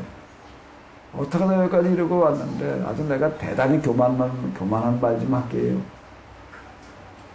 정신 나간 소리 한 번 좀 하더라고요. 세계적인 신학자라고 이름을 내고 있는 사람들 책을 갖다 읽어보게 되면, 나는 그거 읽으면서 뭘로 느껴지냐면, 맹탕이야, 맹탕. 뭘로 느껴진다고요? 내가 그걸 읽으면서 어떤 내가 어떻게 하다가 이 모양이 됐나. 자, 맹탕으로 이게 느껴지는 내가 참 혼자, 내가 뭐가 좀 잘못해도 한참 잘못됐지. 그 생각 많이 해보면 내가 뭘 얼마나 했다고 이런 것들이 이렇게 맹탕으로 느껴지나. 그 맹탕으로 느껴지는 거는 왜 맹탕으로 느껴지는가 하게 되면은요, 왜 그게 맹탕으로 느껴져? 그 여러 책들, 뭐 여러 신학자들, 뭐 여러 학자 얘기는 오늘 한 부분만 얘기를 하고 있는 거예요. 이 사람들 신학은 뭐가 다 전봇대 신학이야. 전부 다 하나만 디립다 파고 있는 거야. 하나만 가지고도 디립다 얘기를 하고 있는 거야. 저게 맹탕. 전부 다 속에서 그걸 좀 말을 해야 될 텐데 전부 다가 빠져 있어요. 전부 다. 우리가 지금 먹는 건강의 원리도 뭐가 중요한가 하게 되면 뭐가 중요한 거면 뿌리부터 이파리 껍질까지를 다 먹어야 돼요.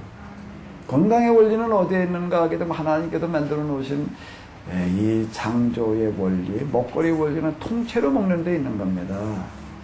통째로 먹어야 돼요. 어떻게 먹어야 된다고요? 통째로 먹어야 돼요. 양파 이번에 우리가 많이 갖다 했는데 양파에도 제일 좋은 건 어디에 드는 껍질에 들어있대. 어떤 껍질일까? 퍼른 껍질일까? 빨간 껍질에 들어있대. 근데 우리는 갖다 양파 사다가 뭐만 먹나? 그 뭐는 버리고 제일 좋은 건 버리고 알맹이만 먹는 식인 거예요. 영양가 있는 건 다 버리고. 그러니까 제 껍데기들을 어떻게 먹어야 되나? 뿌리를 어떻게 먹어야 되나? 이파리 통째로 어떻게 먹어야 되나? 아이도 어떻게든 될 수 있으면 먹어야지요. 과일 같은 것도 그렇고 우리 다 깎아버리고 그냥 또 소갈맹이 또 띠빼리고 그리고 지금 맹탕만 먹고 있는 거예요. 지금 다 지금. 알짜는 다 빼버리고 맹탕만 먹고 있는 시기인 거예요. 통째로 먹어야 돼요. 통째로 먹는 방법을 우리가 개발을 해야 됩니다. 통째로 먹는 방법을 개발해야 되는데 그게 뭔가 하면 발효효소를 만들어 먹게 되면 통째로 먹어요. 그냥 통째로 먹어. 씨까지 다 먹어 그냥. 그거 빡빡 갈아가지고 갖다 발효시켜 놓으니까 빡빡 갈아가지고 발효시켜 놓으니까 그리고 그거 갖다가 다 빼가지고 뭐니까 통째로 먹는 방식이에요. 여러 가지 우리가 참 이 건강을 지켜가기 위해 할 것들이 이제 창조의 원리와 법대로 하면은 되는 거예요. 창조의 원리와 법대로 하게 되면은 되는 건데, 자 어쨌든 한쪽으로 치우치지 말아야 된다라고 하는 겁니다. 자 이제 여기 이거 잘 봐봐요. 이런 신앙, 이원론 신앙에서 영적으로 신앙에 치우치는 사람은 그 다음에는 뭐를 하려고 그러는가 하게 되면은 뭐를 하려고 그러냐면 여기 한번 읽어봐봐요. 신정정치를 하려고 그럽니다. 이게 종교개혁자들은 다 이걸 시도들을 하는 거죠. 칼빈, 그리고 이제 칼빈 이 신앙을 이어받은 사람들 가운데 이게 청교도라고 불리는 사람들이 있는데 이 사람들은 이제 뭘 하는가 하면 자기가 살고 있는 지역을 성시화시키겠다고 합니다. 이런 성시화 운동이라는 게 있어요. 성시화 운동. 저는 이명박 대통령도 서울시장 됐다가 뭐 서울시를 뭐 하나님께 뭐 어떡합니다 그랬다가 그냥 뭐 구설수에 올라가고 뭐 그러고 있는. 이 사람들의 꿈은 그런 거예요. 이 시 전체를 어떻게 하다 다 그냥 거룩한 도시로 만들어 놓자. 그거 생각 자체가 잘못된 건 아닙니다. 그 거룩한 도시를 만드는 게 뭘 하는 거냐는 거예요. 이 부분이 빠지는 건데, 이렇게 생각하는 사람들은 뭘로 접근을 하는가 하게 되면 거룩한 도시로 만든다, 뭐 복음화, 뭐 기타 등등을 경건으로다가 실천하는 걸로다가 나아가는 거예요. 경건한 도시를 그래서 다 예배 드리는 거, 뭐, 신앙생활 가운데에도 경건을 어떤 뭐 이러는 걸로다가 나가가지고, 이 시대 뭐가 등장을 했는가 하면, 법으로다가 이런 법을 만들어 놓고, 경찰이 하는 역할이라고 하는 게 치안 유지만이 아니라, 뭔가 하면 신앙, 검열까지를 포함을 시켜가지고요. 그 경찰들이 실제 있었던 겁니다. 뭘 하는가 하면 주머니에다 자를 넣고 돌아다니다가 재요. 머리카락 길이를 재고, 장발 단소, 치마 길이를 재고, 이런 식으로다가, 그래서 말을 좀 비신앙적인 얘기를 한다 그러게 되면 그게 뭐가 되는가 하면 구속의 대상이 되어야 되는 겁니다. 실제로 있었던 거예요. 당나귀가 우는 소리를 가지고서 뭐라고 하는가, 당나귀도 시편을 읊네. 그 말을 해가지고도 감옥 갔어요. 경건치 못한 말을 했다라고 한 것 때문에. 의회를 장악을 해가지고, 이제 법을 만들어가지고, 경찰을 동원을 해가지고서 이제 11조를 안 냈다, 주일인데 교회를 안 가고서 뭐 그러고 있다. 그거 다 어디 가야 되는 거예요? 감옥 가야 돼. 교회를 오긴 왔는데 늦었어. 그거 어떻게 해야 돼? 벌금형이에요. 실제로 있었던 겁니다. 그럼 사람들이 다 신앙생활 이제 어떻게 하려고 그럴까? 열심히 하려고 그러겠죠. 제대로 하려고 그러겠죠. 그럴까? 역사에서 있었던 거는 뭔가 하면 이런 성시와 신정정치는 완전 실패. 이 신정정치를 마지막으로 시도했던 사람들이 누굴까요? 신정정치를 마지막으로 시도했던 사람들이 누굴까요? 그 사람들 우리는 뭐라고 부르나요? 어떤 청교도요? 청교도가 그럼 그 이후에 그 이후에 등장을 했던 사람들이 누굴까요? 메이플라워를 타고 미국으로 건너간 사람들입니다. 보스턴에 내려가지고 여기에서 우리가 뭘 하자? 유럽에서는 하도 주변에 그냥 이 정치인들이 간섭 때문에 안 되겠다. 판을 옮긴 거예요. 영국을 중심으로 해보려고 이제 그 크로멜이라는 사람이 청교도 혁명이거든요. 그 청교도 혁명인 거예요. 이러고 해봤는데 그냥 구정치 세력들의 방해 때문에 이게 이제 어려운 문제에 봉착하다 결국 그가 실패를 하는 거예요. 그러니까 아예 그냥 이런 데 말고 생땅에 가가지고서 우리끼리 한번 제대로 해보자. 이러고 가서 이제 시작을 한 거예요. 그래가지고 우리끼리 하니까 이제 전혀 문제가 없이 진짜 잘 됐겠지요. 그랬을까요? 안 됐습니다. 실패를 합니다. 역사의 경우에서는 뭔가 하면 시당을 법으로다가 사회법, 나라의 법으로 제정을 해가지고서 통제를 한다라고 하는 것은 불가능하다. 그러고 난 다음에 더 이상은 이걸 시도하려고 하는 그런 공동체는 등장하지 않아요. 물론 소규모로다가 뭐 어디서 어떻게 하는 사람들은 지금도 계속 있어요. 지금도 계속 있고 아예 문화가 단절해가지고 이런 사람들은 있지만은 큰 그래도 공동체 차원에서 추진해 나가려고 하는 것은 포기를 했습니다. 왜? 경험에 의하게 되면은 안 되더라. 그러니까 공동체 운동이 요즘 들어와가지고서 이제 관심들 많고 그런데 그 공동체 운동에 그런 거를 하려고 하는 사람들이 흐름 속에서 나를 공동체에만 그때 연구를 해가지고도 뭐 그것만 가지고 자꾸 이렇게 해보겠다고도 이제 그러는 경향들이 있는데 역사에서 교훈을 좀 찾아야지 돼요. 어떤 공동체 운동을 펼쳐야 될지에 대한 그 방향을 잡아야 될 텐데. 그리고 이게 개혁자 간에 또 화해가 안 되는데 교리적인 차이점이 이제 문제가 된 거가 뭔가 하면 제일 먼저 개혁자들, 종교개혁에 나섰던 사람들 가운데 교리적으로다가 문제가 됐던 게 뭐예요? 성만찬교리. 일단 화채설을 거부하는 데까지는 합의가 됐는데 화채설은 이제 안 받아들이는 게 개신교에서는 화채설은 안 받아들입니다. 그건 가톨릭에서는 받아들이고 있는 거죠. 화채설이라는 게 뭔가 진짜 예수님의 피고 예수님의 살이 됐다니까. 현미를 갖다 들여다보게 되면은 화학적인 변화가 일어났다라고 그러니까 그럼 갖다 그 사람들 갖다 현미를 갖다 분석할까 안 할까? 그 떡과 포도주 갖다가 현미건으로 그 분석을 할까 안 할까? 그 가톨릭 있는 사람들은 감히 안 해요. 왜? 하나님의 몸에다 갖다 손을 대? 그 현미경을 들여다보겠다고? 그거야말로 이제 불경죄가 돼가지고도 그렇게 허자고 그러게 되면 이제 그건 파문의 대상이 되는 거예요. 그건 뭐에 대해서인가? 믿음으로 받아들여야 될 일이지. 그리고 계속 믿어야 되는 게 예수님이 진짜 살이야, 진짜 피야. 그러고 있어야지. 이게 진짜 살까 필까? 그리고 현미경을 좀 들여다볼까? 이러면은 안 맞는 얘기가 되어지는 겁니다. 그러니까 이거는 안 받아들이는 거예요, 이제. 이거는 안 받아들이는데, 그럼 그 다음에 뭐냐? 그러면 이게 말이야. 아무것도 아니냐? 아무것도 아닌 건 아니래. 그럼 한 사람은 상징이지, 그냥. 이게 이제 예수님의 살이라고, 예수님 피라고 생각하는 거지, 하나의 상징이지. 이제 좀 진보적으로 나간 사람은 이렇게 얘기를 하는 거야. 지브리놀리 같은 사람은 그렇게, 그러니까 상징일 뿐이야, 그냥, 그거는. 그러니까 우리가 그냥 상징으로 생각, 그냥 기념하는 거지. 기념하는 거지. 그건 거기다 갖다 무슨 변화의 의미를 둬가지고 얘기할 일은 아니다라고. 이렇게 나가는 거고.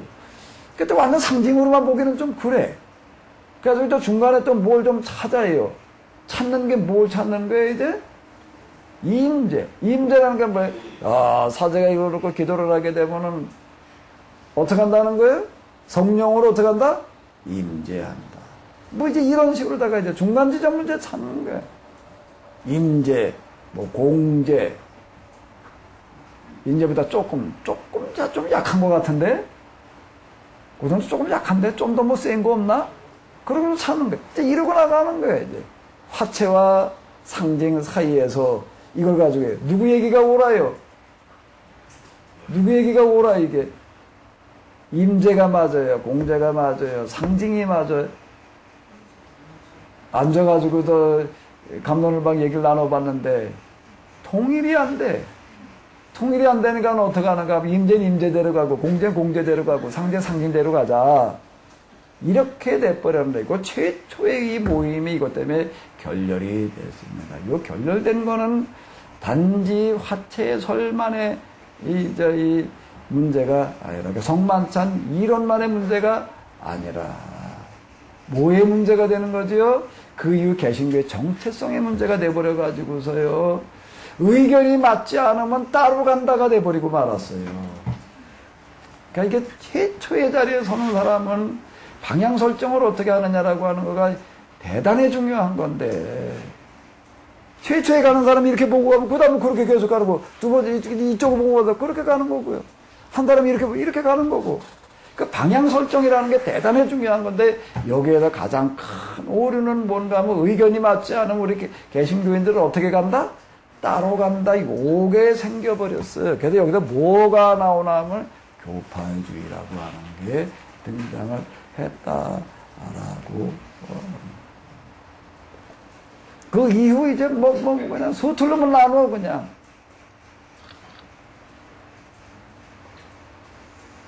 요 치명적인 약점입니다. 요 부분이 이제 와가지고 이걸 뜯어 고치려니 이게 참 쉽지 않은 노릇인데 쉽지 않아도 뜯어 고쳐야 돼. 뜯어 고쳐야 돼요. 잘못된 걸 뜯어 고쳐야지. 아멘? 한국의 장자교단이 장로교회, 감리교회. 감리교회 물어보고 감리교회. 장로교회 보고 물어보면 그럼 누가 장자교단이? 그렇게 말하는 사람이 정신이 나가도 한참 나갔지. 정신이 나가도 한참 나간 겁니다.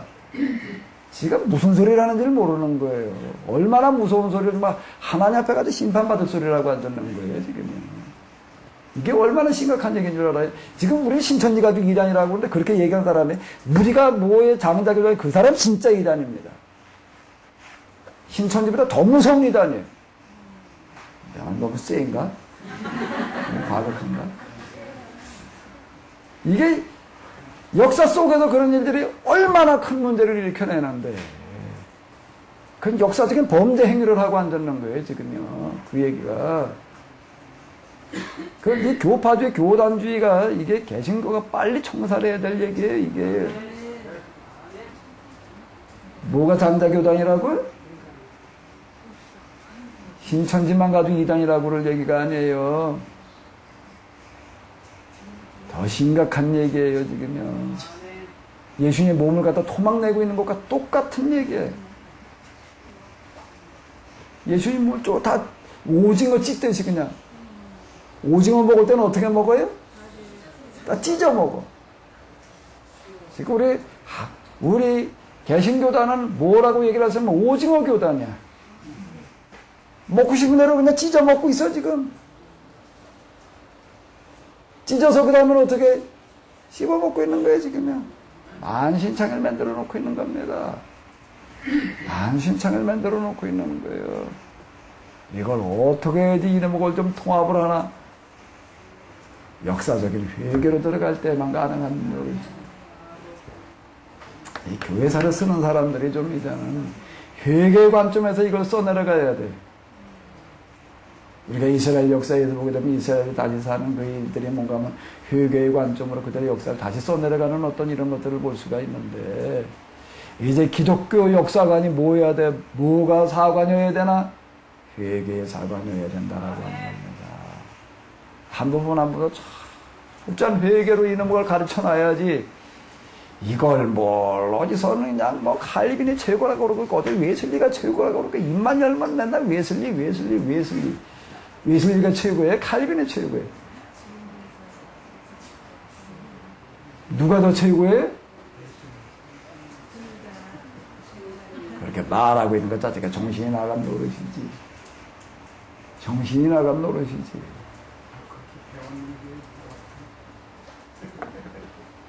뜯어 고쳐야지, 이게. 아멘?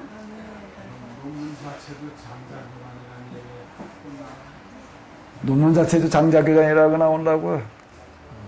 중국의 장자, 뭐 공자, 맹자, 거기 장자고 장자 추종하는 사람인가 보네, 보면. 중국에 장자 있잖아. 그 장자겠지? 중국의 장자가 교주인가 봐, 거기, 그 동네는. 이게, 지금, 또 이렇게 되는 사람일수록 어떤 데 빠지는가 하면 소수교단에 대한 무자비한 살상으로 들어가게 됩니다. 제사례파, 모라비안. 이 사람들에 대해서 얼마나 많이 갖다 죽였는가 하면 로마 제국 시대에 순교당한 사람보다 이때 죽은 사람들이 훨씬 더 많습니다. 개신교인은 개신교인을 갖다 죽인 거예요. 자기와 맞지 않는다고요. 이런 어떤 것들. 우리가 이런 거 읽어보게 되면요. 참, 교회가 이게 역사 속에서 얼마나 잘못된 일들을 많이 했는지, 거룩한 나라를 건설하고 거룩한 전쟁을 해야 된다는 것에 대한 아무런 개념이 없어요. 이제 이 종교개혁 이 시기를 이렇게 다루면서 그 다음에 이제 우리가 좀 구약에서 이렇게 본다라고 하게 되면은 구약에 여러 종파들이 있었는데 에세나라고 하는 사람들이 아주 중요한 역할을 했습니다. 사실 우리 기독교의 모태는 구약 성경, 구약 그 흐름 가운데 어디였느냐라고 얘기를 한다고도 에세나파였다라고 하는 겁니다. 누가복음을 읽어보게 되면 누구의 이야기가 길게 시작이 되고 있죠? 세례 요한의 이야기를 아주 길게 얘기를 하고 있습니다. 길게 얘기를 하고 있는데 이게 누가복음이라고 하는 거가요.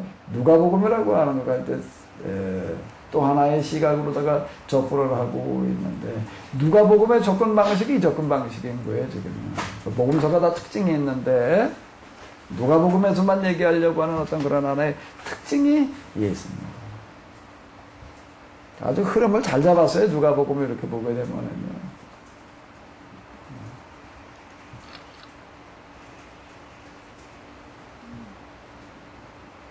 이 에세나라고 하는 사람이 숫자는 얼마 안 됐지만 그리고 가난한 사람들이었고 이 밑바닥 계층들이었습니다. 근데 이 사람들은 신앙 공동체인데 그냥 신앙 공동체 경제 공동체를 추진해 나가는 어떤 이제 신앙 경제 공동체로다가 이제 시작을 해 나가면서 지대한 영향을 끼쳤습니다. 교회사에서도 보게 되면 경건주의라고 하는 이름이 있는데 이게 이제 이 경건인데 이게 뭔 얘기인가 하게 되면 왜 경건이라고 그러는가 하게 되면은 루터가 얘기하는 신앙으로 구원받는다 이렇게 얘기를 하게 됩니다. 그러니까 수도로 구원받는 게 아니다. 또 동시에 뭘로 구원받는 게 아닌가 하게 되면 세례로 구원받는 게 아니다. 이제 국가 신앙으로 구원받는 게 아니다라고 이제 하는 쪽으로 다 이렇게 또 여기서 이제 주장을 하게 되는 거예요. 그때 이제 다 이게 유아 세례였거든요. 유아 세례는 동시에 이제 그 기독교인이 되는 거고 기독교 국가이다 보니까 개신교인이면 개신교 신앙이 되는 거고 카톨릭 국가게 되면 카톨릭 신앙이 되어지는 거고 이제 그걸로 구원받는 게 아니다. 이게 제세파하게 강조하려고 했던 거 이제 이런 거고 그런데 루터가 이제 신앙으로 구원받는다라고 이렇게 얘기를 하다가 보니까는 그게 또 하나의 뭐가 되는가 하면 신학이 돼버리고 맙니다. 우리의 구원받는 건 수도행위라든지 기타 행동으로 구원받는 게 아니라 뭘로 구원받는 거다? 믿음으로 구원받는 거다라고 하는 구원의 신학이 돼버리고 마는 거예요. 그러다 보니까 이제 우리는 믿음으로 구원받는 거니까는 사는 거하고는 상관없이 구원받을 수 있다라고 요렇게 나가게 됩니다. 그러니까 이거에 대해서 우리가 과연 구원받았다라고 하는 것과 사는 거하고 상관이 없느냐. 구원을 정말로 받았다라고 한다면 그 다음에 삶이 바뀌어야지. 요렇게 이제 얘기하는 사람들이 나오기 시작을 하는 거예요. 그 사람들은 뭐라고 얘기를 하는 거예요? 경건주의. 이 사람은 루터교 내에서 일어났던 일이 되는데 스페너라고 하는 사람이 되겠습니다. 프랑케 진젠도르프, 그 모라비안 교도 때 후회가 이렇게 불리게 되는데, 그런데 모라비아 쪽에 이런 사람들이 있었기 때문에 모라비안 교도라고 이렇게 또 불리기도 하게 됩니다. 근데 이 흐름이 어디로 이어지는가 하게 되면 웨슬리가 이 모라비안 교도를 통해 가지고서 회심을 하게 됩니다. 그러다 보니까 이제 이쪽 라인에 이렇게 서게 되는데 감리교 운동 그리고 각성 운동으로다가 이어지게 되는데 여기에 와가지고서 이제 뭐가 만들어지는가 하게 되면 복음주의라고 하는 어떤 이런 이름이 이제 이렇게 생겨나게 됩니다. 이 복음주의, 성령운동, 세계성교운동으로 다 이어지게 되는데 여기서 중요하게 여기는 거는 뭔가 하게 되면 예수님이 누구이시냐라고 할 때에 나의 주님, 무한 주님, 나의 죄를 용서하신 대신 죽으신 주님이시다라고 하는 그 고백이 하나의 신앙 고백으로만 끝나야 될 게 아니라 그 신앙 고백으로 끝나는 거. 우리 사도신경을 고백하듯이 그냥 신앙 고백으로 다 이제 자꾸 끝나는 거예요. 근데 신앙 고백으로 끝나야 될 게 아니라 내 안에도 그게 경험이 돼야 된다라고 이렇게 얘기를 하게. 그러니까 예수님은 누구이시냐면 나의 개인의 구세주다. 개인의 구세주라고 하는 말을 쓰게 됩니다. 왜 그러냐면 그 이전에는 누군가 하게 되면 나라의 구세주였던 거예요. 나라의 구세, 국가신앙이었기 때문에 이제 국가신앙에서 어디로 넘어오는가 하게 되면 개인신앙으로 넘어오게 됩니다. 개인신앙으로 넘어와서 국가에 속해 있게 되면 가톨릭 국가에 속해 있게 되면 가톨릭 신자가 되는 거고 개신교 국가에 속해 있게 되면 개신교 신자가 되던 건데 여기에 대해서 그게 아니라 그렇게 선택해야 될 노릇이 아니라 그렇게 신앙이 구별되어야 될 게 아니라 개인이 중심이 되어야 된다. 이제 국가에서 개인으로다가 이제 신앙에 대해 축에 넘어오는 거예요. 개인이 그러면 어떻게 되면 내 안에서 내가 주님을 직접 만나야 된다라고 그거 이제 회심 요렇게 얘기를 하게 됩니다. 요런 운동에 나오게 돼요. 그거를 뭐라고 부른다고요? 복음주의. 이렇게 이야기를 하게 됩니다. 그러니까 지금 우리는 루터 종교개혁 그리고 그 가운데서 지금 어디에 속하게 되는 거죠? 경건주의 흐름을 통해 가지고서 이어져 내려오는 어디요? 복음주의 운동 계열이 되겠습니다. 지금 이제 대부분의 우리 개신교는 다 이제 이 흐름 속에 들어가 있게 되는데 아니 개인 중심이 되어졌을 때 어떻게 그 정체성을, 공동체성을 유지해 갈 수가 있느냐. 이것 때문에 이제 받아들일 수가 없다라고 이렇게 얘기하는데 여기서 뭐가 중요시 되어든가 하면 성령운동. 성령으로 말미암아 예수님이 개인의 구세주로 경험되어지는 사람들에게는 또 공통점이 생기는 거예요.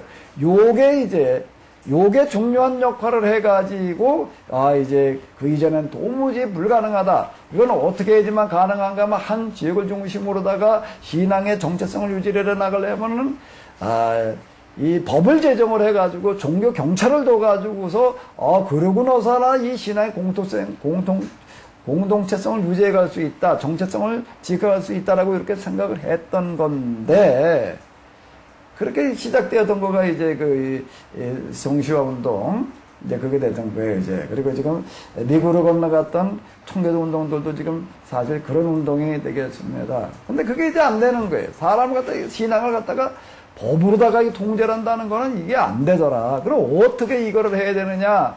국가 신앙과 개인 신앙의 이제 갈림길에서 개인 신앙으로 넘어갈 수 있었던 건 뭔가 하면 성령 체험이라고 하는 거예요. 성령을 체험한 사람들, 그 사람들에게 공통점이 생겨요. 그 사람들에게 만나면 뭐가 되냐면 대화가 돼. 아멘? 대화가 돼. 뭐가 예수님이 누구라는 게 나의 구세주시다. 나를 돌아가신 분이다. 이 얘기가 이제 대화가 되는 거예요. 이게. 경험한 사람은 이게 인정이 되는 거고, 그럼 서로 이제 은혜가 돼. 동질감을 느끼게 된다. 이게 경험이 안 된 사람은 완전 이방인이 되는 거고.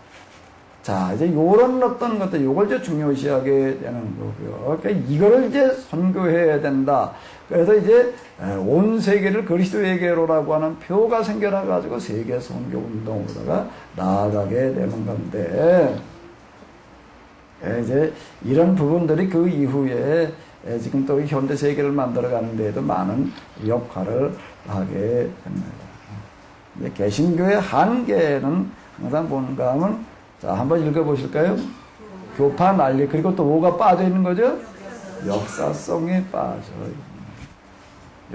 빠져 있다라고 하는 것은 무슨 얘기가 되는가 하게 되면은 이 땅에다 뭘 만들어야 된다는 거예요? 거룩한 나라를 만들어야 된다라고 하는 거.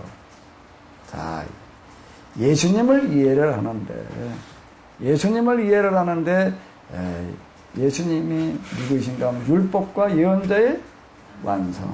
율법과 예언자의 완성이라고 하는 것들을 이 복음주의 이쪽에서 인정하지 않는 것은 아니에요. 이렇게 보게 되면 이제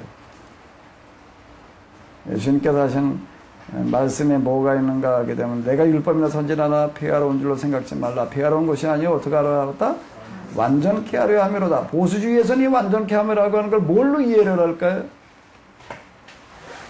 율법과 예언자의 완성이 예수님이라고 이렇게 얘기를 합니다. 예수님은 왕 같은 제사장, 그 다음에 또 예언자, 왕으로, 제사장으로, 예언자로다가 이렇게 이제 삼중으로다가 예수님을 이해하고 인정을 하게 됩니다. 여기서는 예수님의 율법과 예언자의 완성이래요. 그 완성을 뭘로다가 이해를 하는 거죠? 뭘로 이해를 하는 거예요? 우리의 영혼을 구원해 주시는 구세주로 이해를 하는 거예요. 그걸 율법과 예언자의 완성이라고 이렇게 얘기를 하는 거예요. 영혼의 구원자로다가 우리가 대신 죽으시고 그런 구세주로다가 지금 우리가 접근에 들어가는 그 방식입니다. 그런 접근을 뭐라고 얘기를 하는가 하면 구속사로 구속사적인 접근이라고 이렇게 얘기를 합니다. 예수님은 율법과 뭐의 완성인 거예요? 예언자의 완성이에요. 구약성경 읽고 내려가다 모든 것들을 다 누구로 해석해 나가는 거예요? 예수님으로 해석을 해요. 예수님, 무슨 예수님으로? 대신 죽으시고 우리를 구원하시는 예수님으로 이걸 다 해석을 해 나가는 겁니다. 그 예수님에 대한 구속사적인 접근이 되는 거예요. 지금 우리 복음주의에서는 주로 지금 이렇게 접근을 해 들어가는 겁니다. 지금 우리 그걸 지금 교회에서 계속 이렇게 배운 겁니다. 구약에서 얘기되고 있는 모든 것들은 다 누구를 얘기를 하고 있는 거예요? 예수님을 얘기를 하고 있는 거예요. 예수님. 구약에 나 일간 들어가다 뻘건 것만 나왔다면 피만 나왔다면 다 무슨 피야? 예수님의 피고. 나무만 나왔다 하면 다 뭐가 되는 거예요? 십자가가 되는 거고. 근데 다 그렇게 끌고 나가는 겁니다. 이거 구속자적인 해석이라는 게 지금 이거예요. 자, 그럼 이 흐름 속에서 봐봐요. 그런 해석은 어떤 해석일까? 어떤 해석이 되는 거예요? 이원론적 해석이라고요. 또 무슨 해석이 되는 거지요?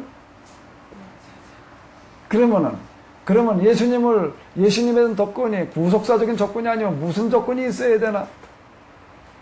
무슨 접근을 해야 되나?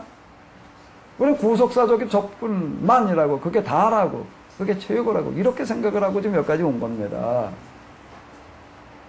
개신교 지금 그러고 있는 거예요. 그럼 여기에 대해서 우리는 어떻게 접근을 해야 되나? 예수님에 대해서. 어떻게 접근을 해야 돼요? 지금 제가 지금 이 세미나를 통해 가지고서 접근하는 건 어떤 접근법일까요? 구속사적인 접근인가요?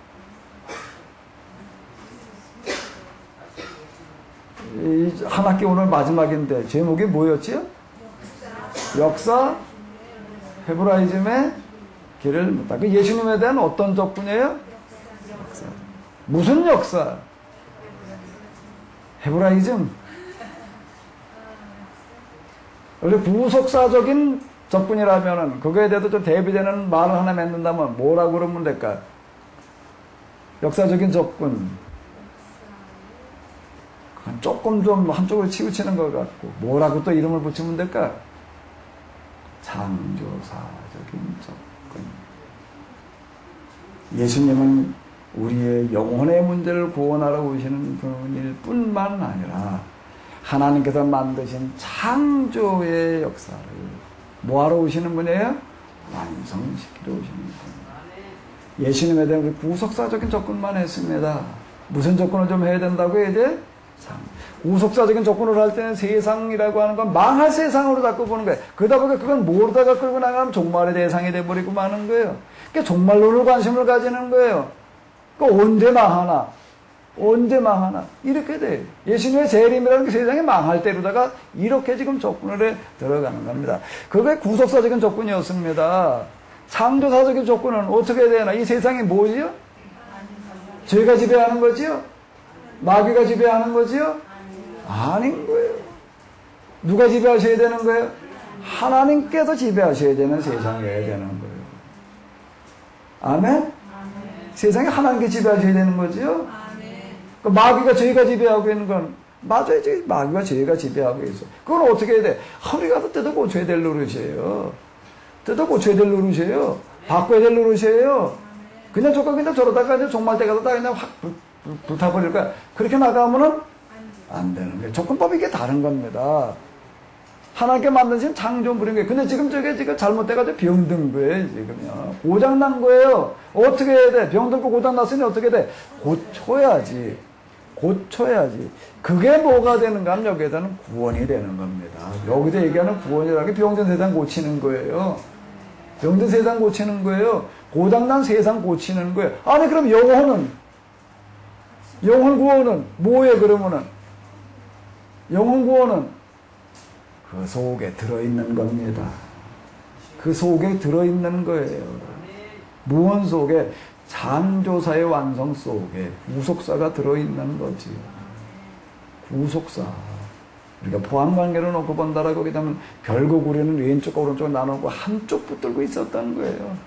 한쪽을 가지고 지금 그러고 지금 여기까지 왔는데 우리가 이걸 이제 완성시키고 봉합시켜야 될 줄로 믿습니다. 자, 그러니까 예수님에 대한 구속사적인 조건만 여태 드립다 해왔어요. 근데 이제 어떤 데로 나가야 된다고요? 예수님에 대한 무슨 조건이요? 창조사. 예수님은 뭐의 완성인 거예요? 하나님께서 시작하신 창조의 완성이셔야지 되는 거죠. 종말은 어떤 때 세상이 망할 때인가요? 아니에요. 하나님께서 시작하신 창조가 어떻게 할 때예요? 완성될 때다. 라고 하는 겁니다. 우리가 해야 될 일이라고 하는 건 나가서 세계 선교를 하는 게 뭐예요? 가가지고도 그들로 하면 예수님을 개인의 구세주로만 받아들이게 하고 끝나야 될 얘기가 아니, 예수님을 개인의 구세주로 받아들이는 게 잘못된 게 아니에요. 맞는 거예요. 근데 시작된 거예요. 뭐가 시작된 거예요? 거기에 이제 하나님 나라가 임해야 돼. 하나님 나라가 임한다는 게 뭐예요? 예수님을 개인의 구세주로 받아들이는 그 사람으로 말미암아 죄와 마귀가 죄배해야 하던 그 세상이 바뀌어야 돼. 아멘? 바뀌어야 되는 거예요. 그래야지 그게 뭐가 되는가 하면 선교의 완성이 되는 거죠. 그 예수님 구세주로 영접만 시키고 끝나버리니까, 그리고 그것만 드립다 전하려고 그러다 보니까 그런 사람의 숫자는 늘어날지 모르지만 세상은 어떻게 돼버려요? 전혀 안 변하고 끄떡도 안 해. 끄떡도 안 하고 변화가 되지를 않다 보니까 그 다음은 어떻게 되나? 그 세상의 세력이 역습해가지고 와가지고서 이걸 교회당은 무너뜨리는 거지. 우리가 그렇게 돼가는 거야. 유럽의 교회당이 통통 비어가잖아요. 미국이 통통 비어간대. 또 어디가 지금 비어가는 조짐이 보이고 있나? 어디가 비어가기 시작을 하나? 우리가 지금 비어가기 시작을 하는 거예요. 이 조건 우리가 어떻게 해야 될 것인가? 구원이라고 하는 부분을 우리가 이제 좀 넓게 우리가 이제 영혼구원이라는 말을 이제 절대 쓰지 말아야 돼. 아멘? 영혼구원이라고 하지 말고 무슨 구원이라고 해야 되나? 세상구원. 무슨 구원이요? 세상구원이라고 해야지. 세상구원이라고 해야지. 세상구원 속에 영혼구원이 들어가는 거지요.